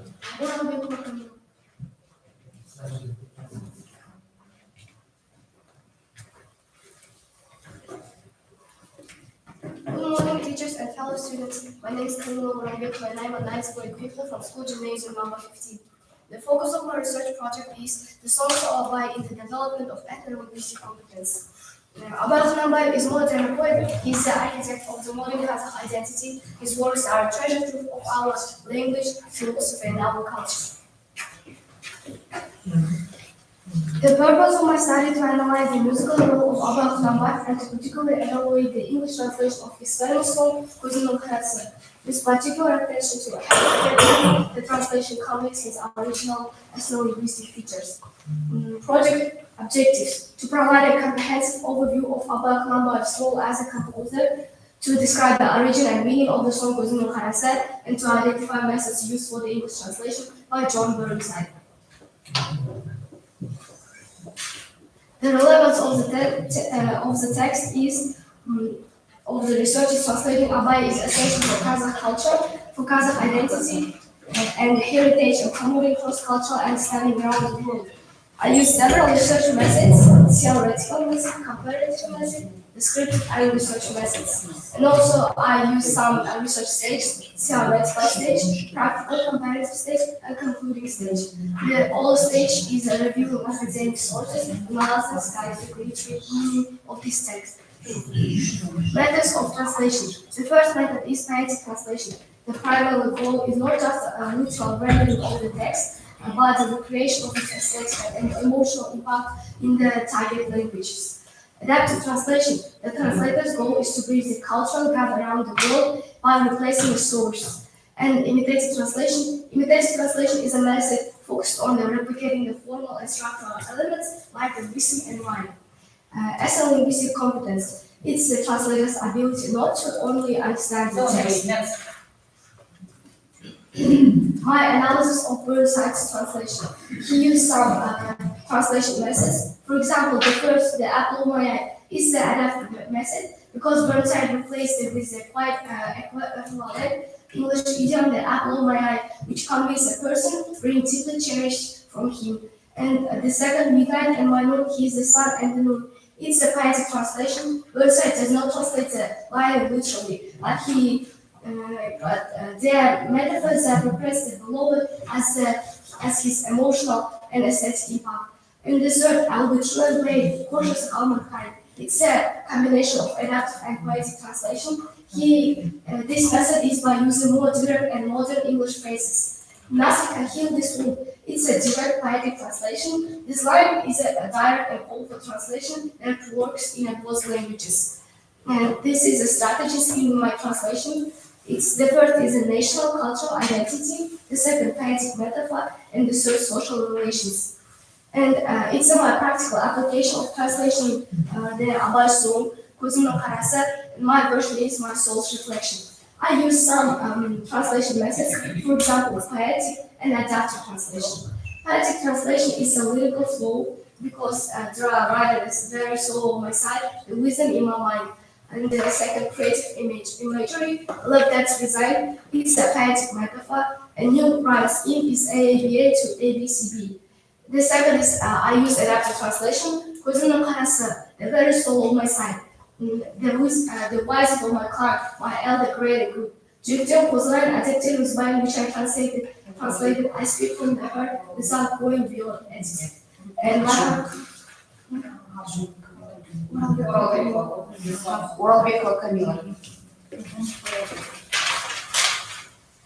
in conclusion, my research found that translating Abay's song is a comparative and complex and creative act. And I provided an overview of Abay's song as a composer, identified the methods used in literally translating, critically evaluated the Burnside translation of Abay's song Kuzunun Karası, and demonstrated the practical applications to a new translation, My Soul's Reflection. Translating Abay is not just a linguistic task, but it's a creative and success lies in conveying cultural equivalence. And I suggest you to listen to my version of Kuzunun Karası, My Soul's Reflection. Do you know about Abay's poem, The By Heart? Do you know? Abay's poems? Yeah. He wrote a lot of poets. He's a famous translation of Kazakh language. He promoted our cultural understanding and also cross-cultural heritage. And he writes a lot of poems. What kind of poem do you know? Like Sevzaya. Yes. No.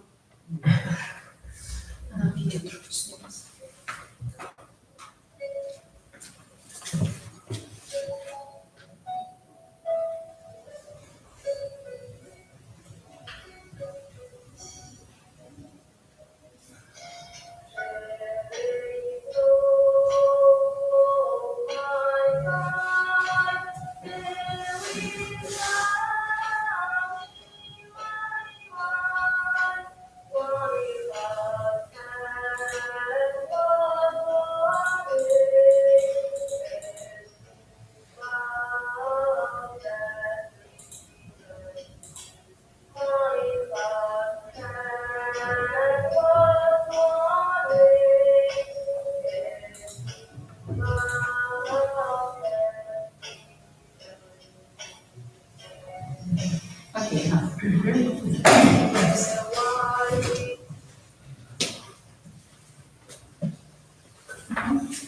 Is it all? What conclusion did you come up to? Abai's song is a very creative act. His songs are treasure trove, and we all must learn his literal, his philosophy.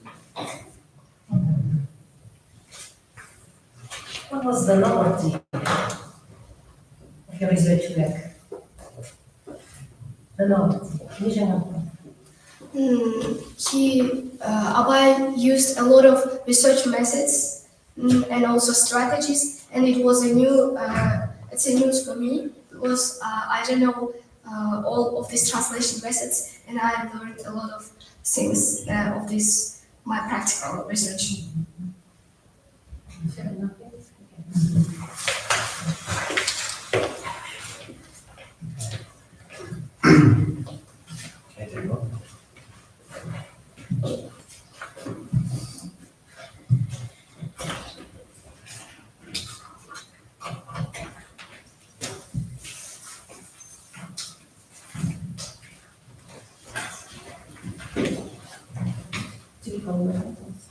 Рахмет салғаныңыз.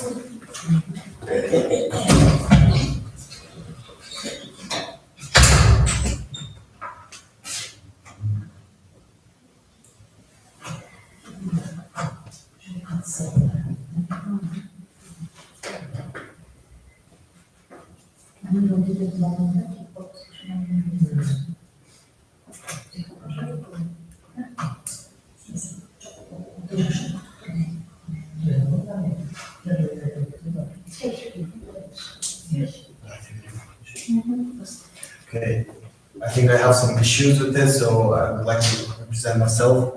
My name is Pawan Fablai. I'm a 10th grade student from this school, gymnasium named after Shekhan Murtaza. Today, I'd like to share our project titled Learning English Through Films. Films are not only like an entertainment, they also are used tools for learning language. When we watch movies in English, it helps our pronunciation, listening, comprehending, and speaking, and also with Elvis.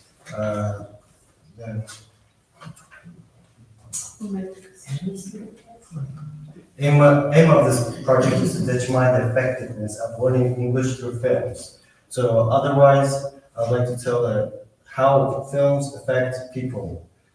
The next part is the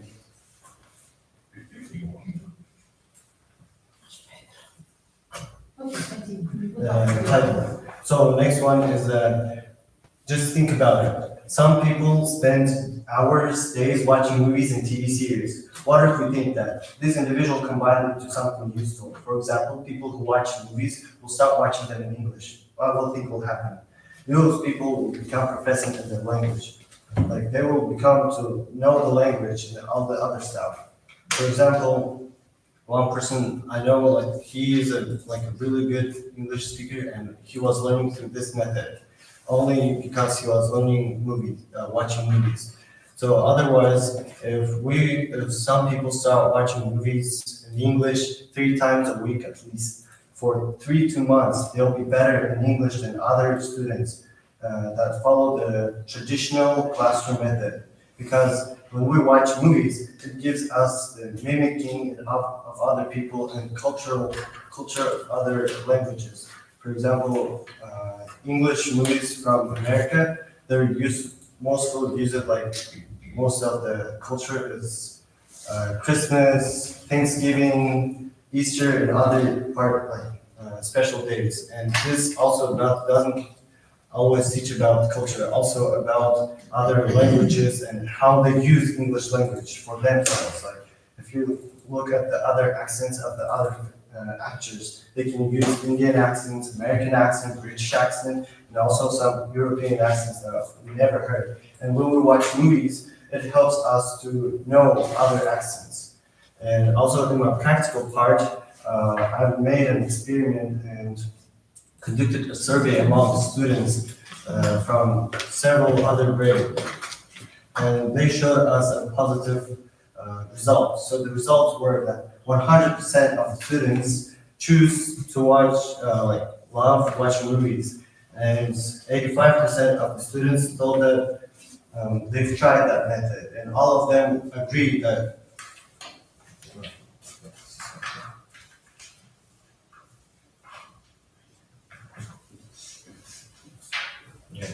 So all of them agree that English, watching movies can be one of the best ways to learn English. So, and they also mentioned some movies that they think are most valuable for different levels. For example, one of the most they mentioned were Stranger Things, Harry Potter, and the new film Up.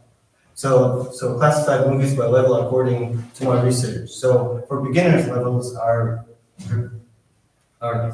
the best are the animated and other types of movies like The Jungle Book, Forrest Gump. And for the intermediate level, you can start from watching other movies like Charlie and the Chocolate Factory or other Christmas movies or Harry Potter. And for advanced are given the hardest ones like Pulp Fiction, Pirates of the Caribbean Ocean, The Curse of Black Peter.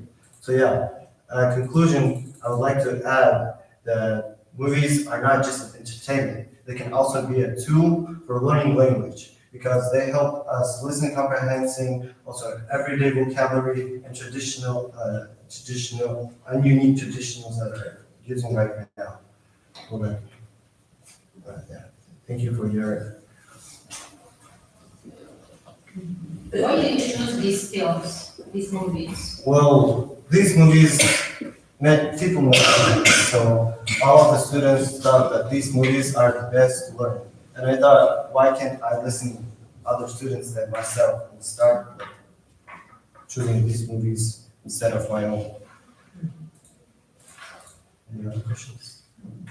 How often do you use movies in your classroom? Oh, my English classroom, no, we don't use, but I use it myself. So in my family, there's a tradition that every Saturday we have pizza and movie night. So we all come together like family and watch films. That helps us to bring our family together, and also we watch films in English language. That helps our English. So can you show us a practical part of your work once more? This was the practical part that most of the students thought that these films are like the best. Yeah, maybe you have got some experience. What?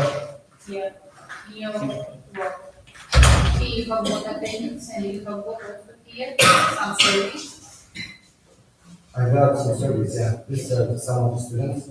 And Why don't you show this new my attention? classes. Yeah. I don't know. Just thought I would today just talk about the main parts of today. But this is a very important for you. This is, yeah, Yes. very What is your experiment? You have this experiment. Okay, thank you. Appreciate it.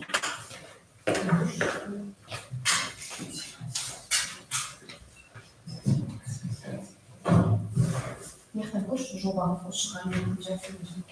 No.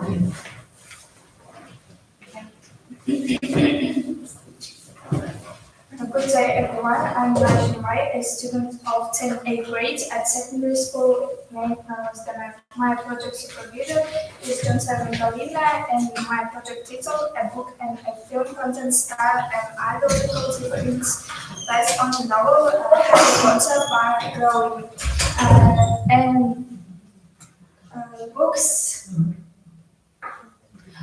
Books have always been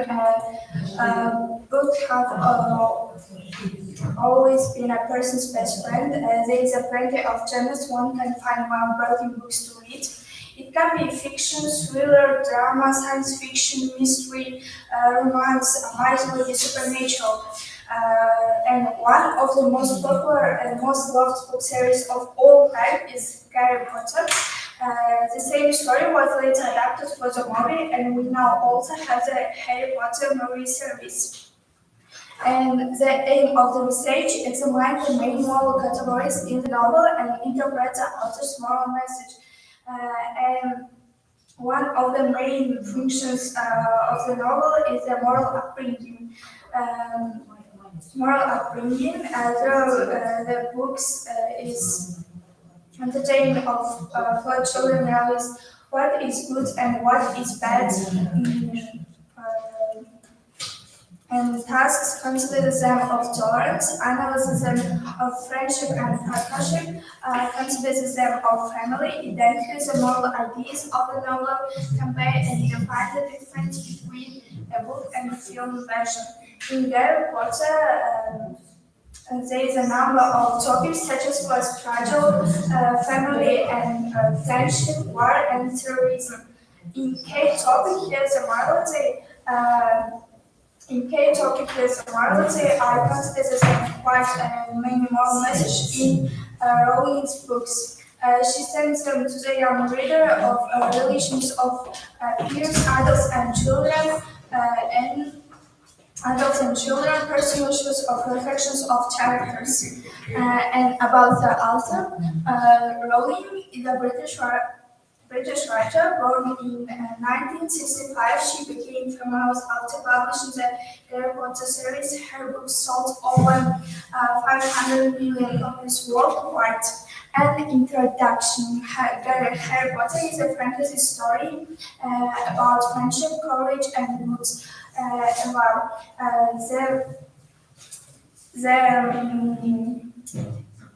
The imagination of the Harry Potter is about the book series about a magic in Wizardry.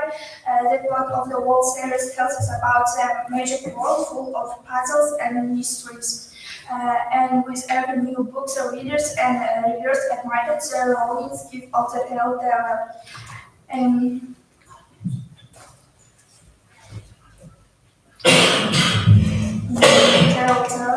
When speaking of tolerance in the novel, we managed to identify the moral message by Rowling. What have you done in your practical part? Yes, okay, we know this book. And you divided this book as a what? Content, style, and ideological differences. Ideological differences.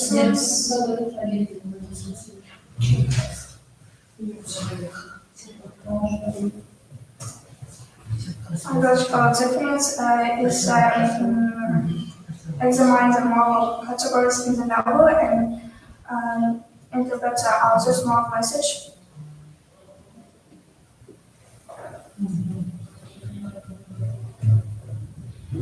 Okay. And please, you name also the theme of friendship and the partnership, yeah? Friendship code. Yes. Rowling's following of friendship makes better and stronger, and friendship code allows and judge your friend by his moral values and act, appreciate and respect the individuality of your friend. Bring something in your friendship. Do not suppose yourself to be superior to your friend. Be ready to defend your friend. Do not betray your friend. Do not lie your friend.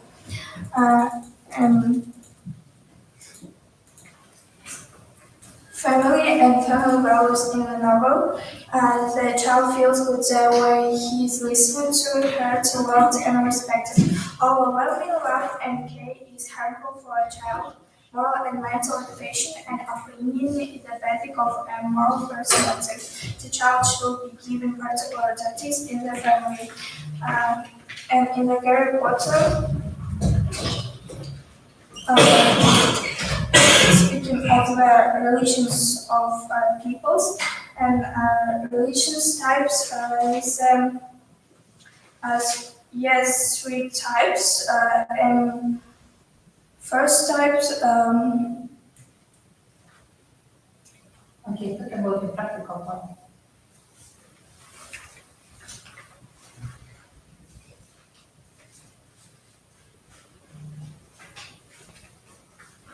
You have done comparison, yeah? Yes. Parameters of comparison, books and movies.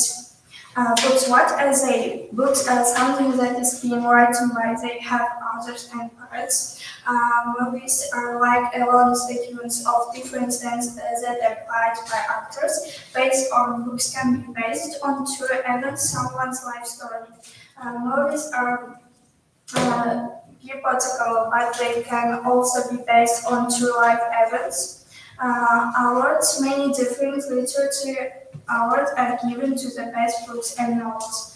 There are many great awards like Oscar, Grammys, and many more for the best movies of all time, and genres. And books, there are no specific genres for books. And movies have different genres like horror, comedy, romantic, mystery, suspense, and table 2.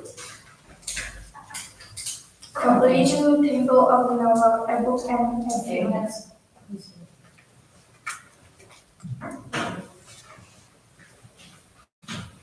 Additional difference between books and movies. The main difference is the Harry Potter book series has 7 books in total, while Harry Potter movies have a total of 8 parts.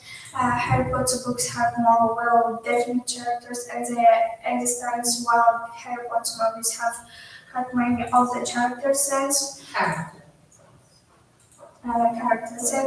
Harry Potter books are more elaborate than the movies. Harry Potter books have many themes and side stories that have been excluded from the movies. Harry Potter books were initially published in the United Kingdom by Bloomsbury Publishing, while the movie is produced by Warner Bros. In conclusion,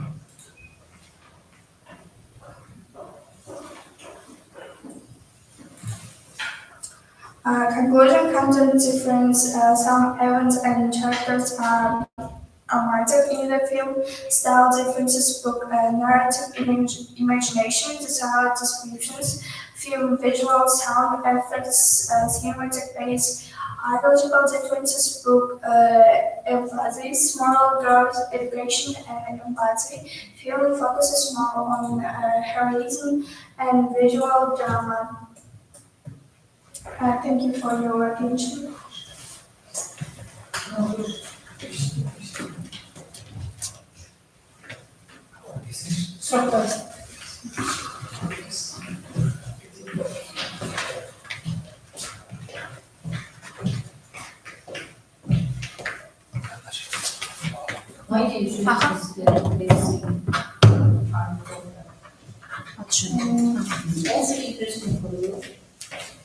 Yes, I'm now started watching this film, movie series. Have you read the book?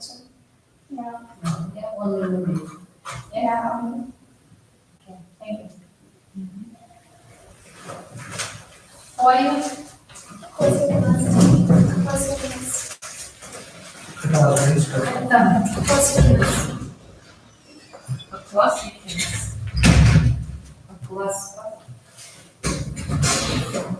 Это шарик. Спасибо.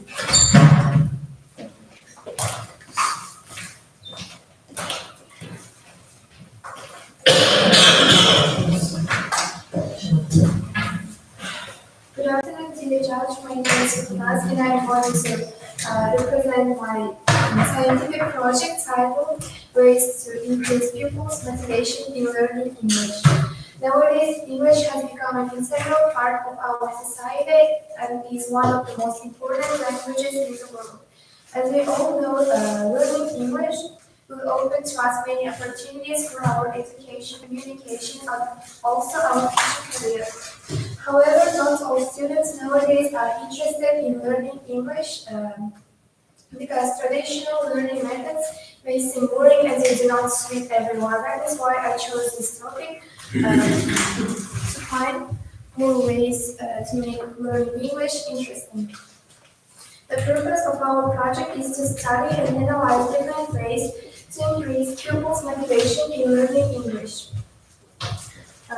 By exploring this theme, I have decided to divide our research methods into 2 groups, and the first one is theoretical methods.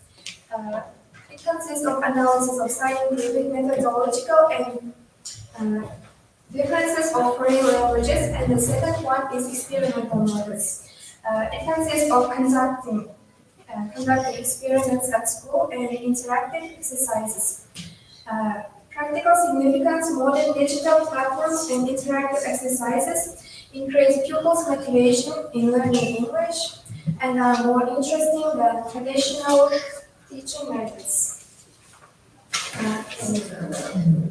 Our main goal was not only to find and explore these methods, but also to test them. We have conducted an experiment to 7A and 7B classes,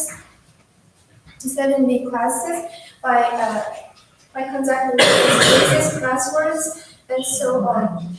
As a result, showed that pupils became more active, more confident when speaking in English.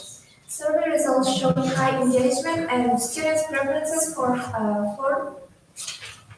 interactive methods. Now we will talk about motivation, because motivation plays one of the most crucial roles in learning a language. Without motivation, even the most talented students may fail to achieve success, but with motivation, they will be able to overcome any difficulties that come on their way and enjoy the process of learning a language. Here are some recommendations to increase motivation: use interactive and communicative methods, create a supportive and positive environment in class. Also, to sum up, the study proved that integrating interactive activities and digital platforms in lessons will make them more interesting and inspiring. Such methods not only improve pupils' language skills, but also help them to build their confidence and their curiosity. By integrating lessons to our single everyday life, we can improve pupils' motivation to learn a language, and that is the key to successful English learning. That's all. Thank you. Any questions? What have you done in a practical part, and how are you going to motivate?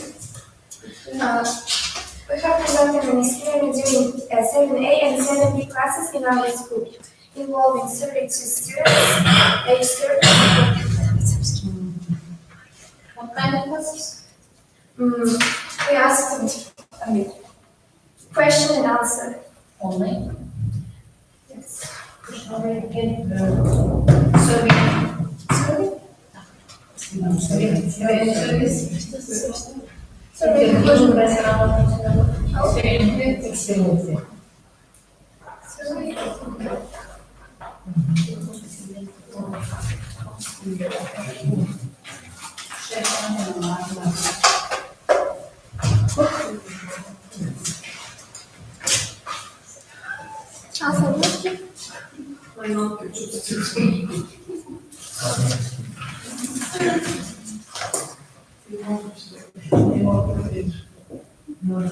Vamos aquelas.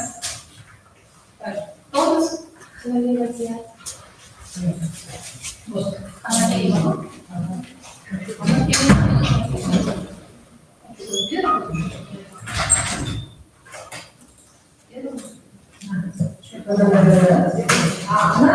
Балалар қымбат мәселе.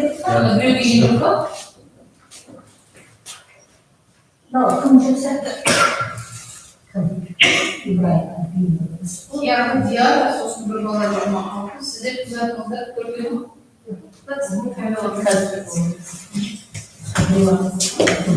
Камила немесе ма? Камила немесе. Дұрыс шықты. Онда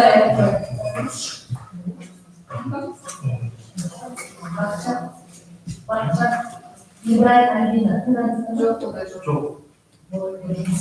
Жапар Диана, Абдрахманскым, Сакин Гүлшара, Анастас и Оралбекова Камила.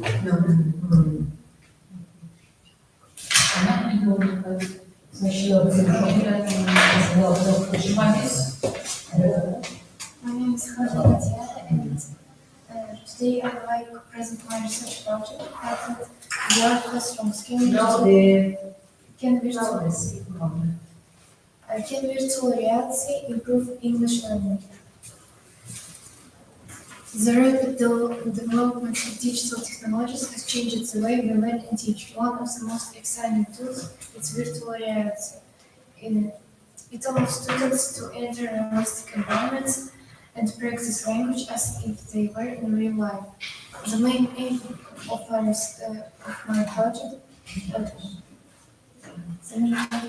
research project was to find out whether virtual reality can make English learning more effective and interesting for school students. The object of the research is the process of learning English at school. The subject is the use of VR classrooms as a tool to improve students' language skills. I assume that using VR would help students better remember words, improve pronunciation, and become more confident speakers compared to traditional lessons. Digital technologies have become an essential part of modern education. In the 21st century, we moved from textbooks to computers, from computers to the internet, and now to immersive technologies like VR and AR. Okay, practical part. Practical part. To test my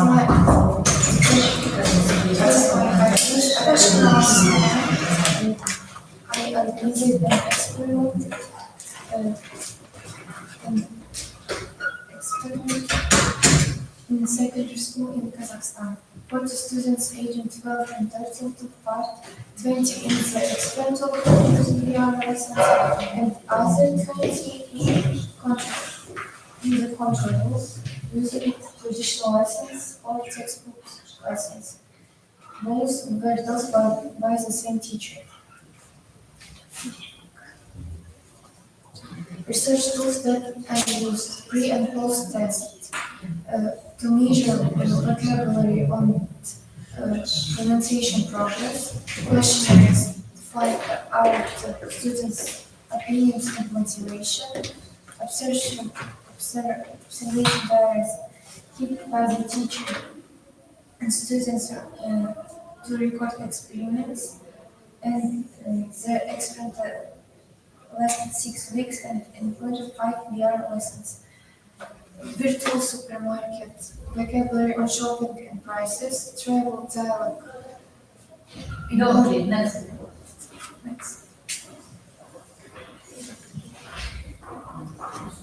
The results were very encouraging.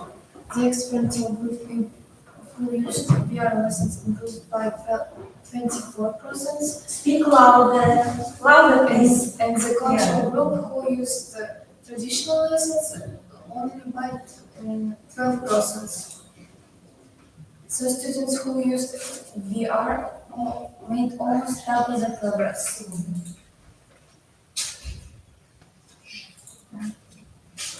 85% said VR made lessons more enjoyable. Students reported more confidence. Teachers observed higher motivation and participation. Comparing both groups clearly shows that virtual reality significantly improves English learning. VR also supports key modern teaching goals. It develops communication, creativity, and problem-solving skills. School need guidelines and affordable solutions such as mobile VR headsets. Okay. About your experiments, results. The results were who used VR lessons made almost double the progress, and seemed like VR would help you to better study and improve your English. Okay. So,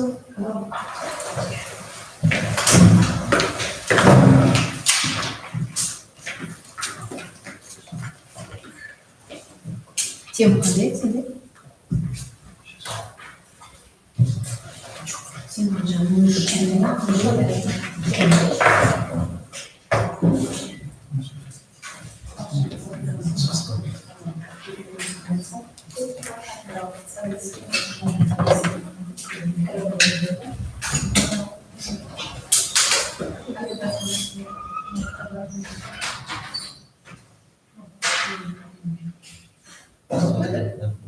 sokağa ulaşın.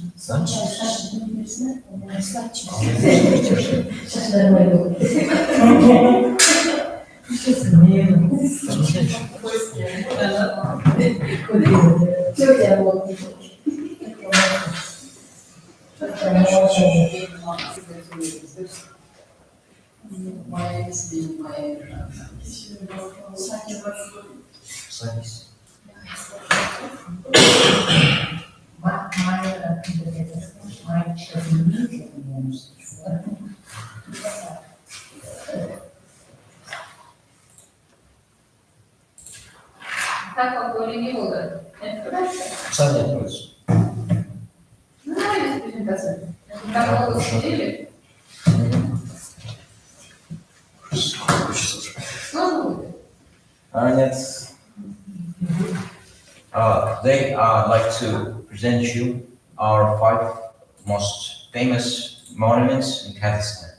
Now, before I'm going to begin my presentation, I'd like to show you that the point of my project is to guide my so-called tourists through our monuments so that they will show at least some interest to these monuments. I'll start off by my first monument, which is called Aisha Bibi Mausoleum. It's located in this town, Taraz, and was made in 12th century. It symbolizes the internal law and holds the most beautiful structure, which is made out of terracotta ornamentation. It holds a romantical legend story. I suppose you know that story, right? So I should move on, right? I should move on. Next thing I'd like to show you is mausoleum of Hoja Ahmed Yasawi, one of the biggest mausoleums I've got.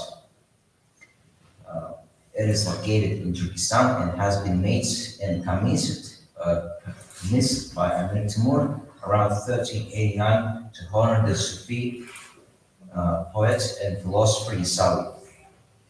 Honestly, the building was so big and famous, it was recognized by UNESCO as a World Heritage Site.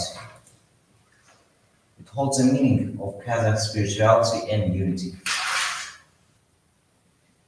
What else has been also recognized by UNESCO is one of the oldest monuments in Kazakhstan, also recognized as Petroglyphs of Tamburi.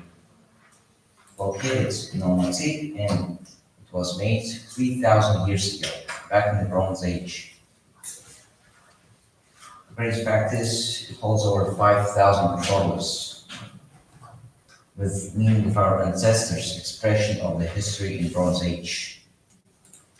Now I'll move on to my favorite part, is the Golden Man. The man that is actually made out of 4,000 gold plates, which also became a national symbol of Kazakhstan. Okay. How did you conduct your research? How did you conduct your research? Obviously through this bunch of papers that has every information I need.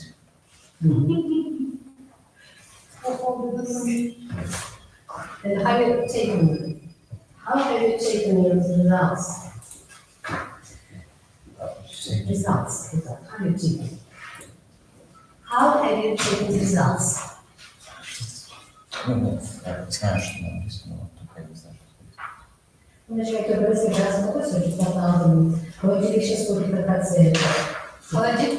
my results? Yeah. Results. Results.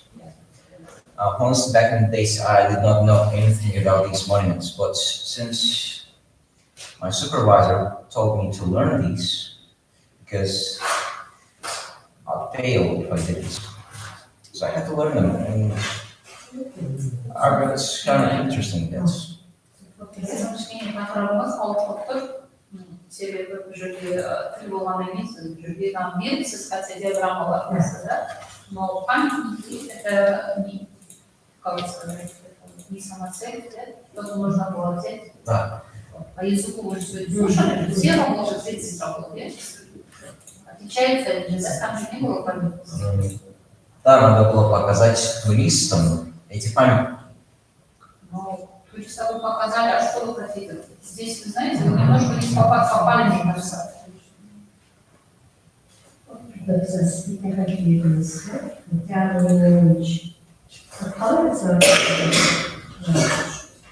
Қалай салыстырдыңыз енді?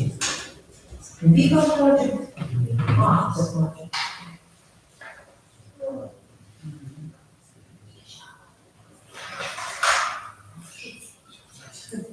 Да? Что рассказал?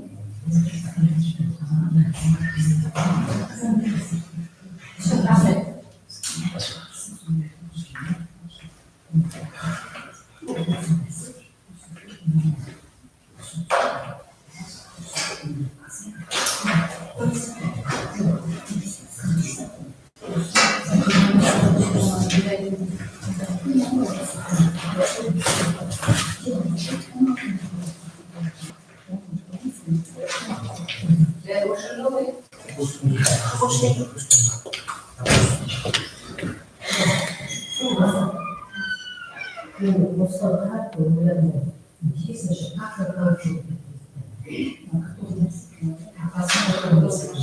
Завершить Қай жерінде ол?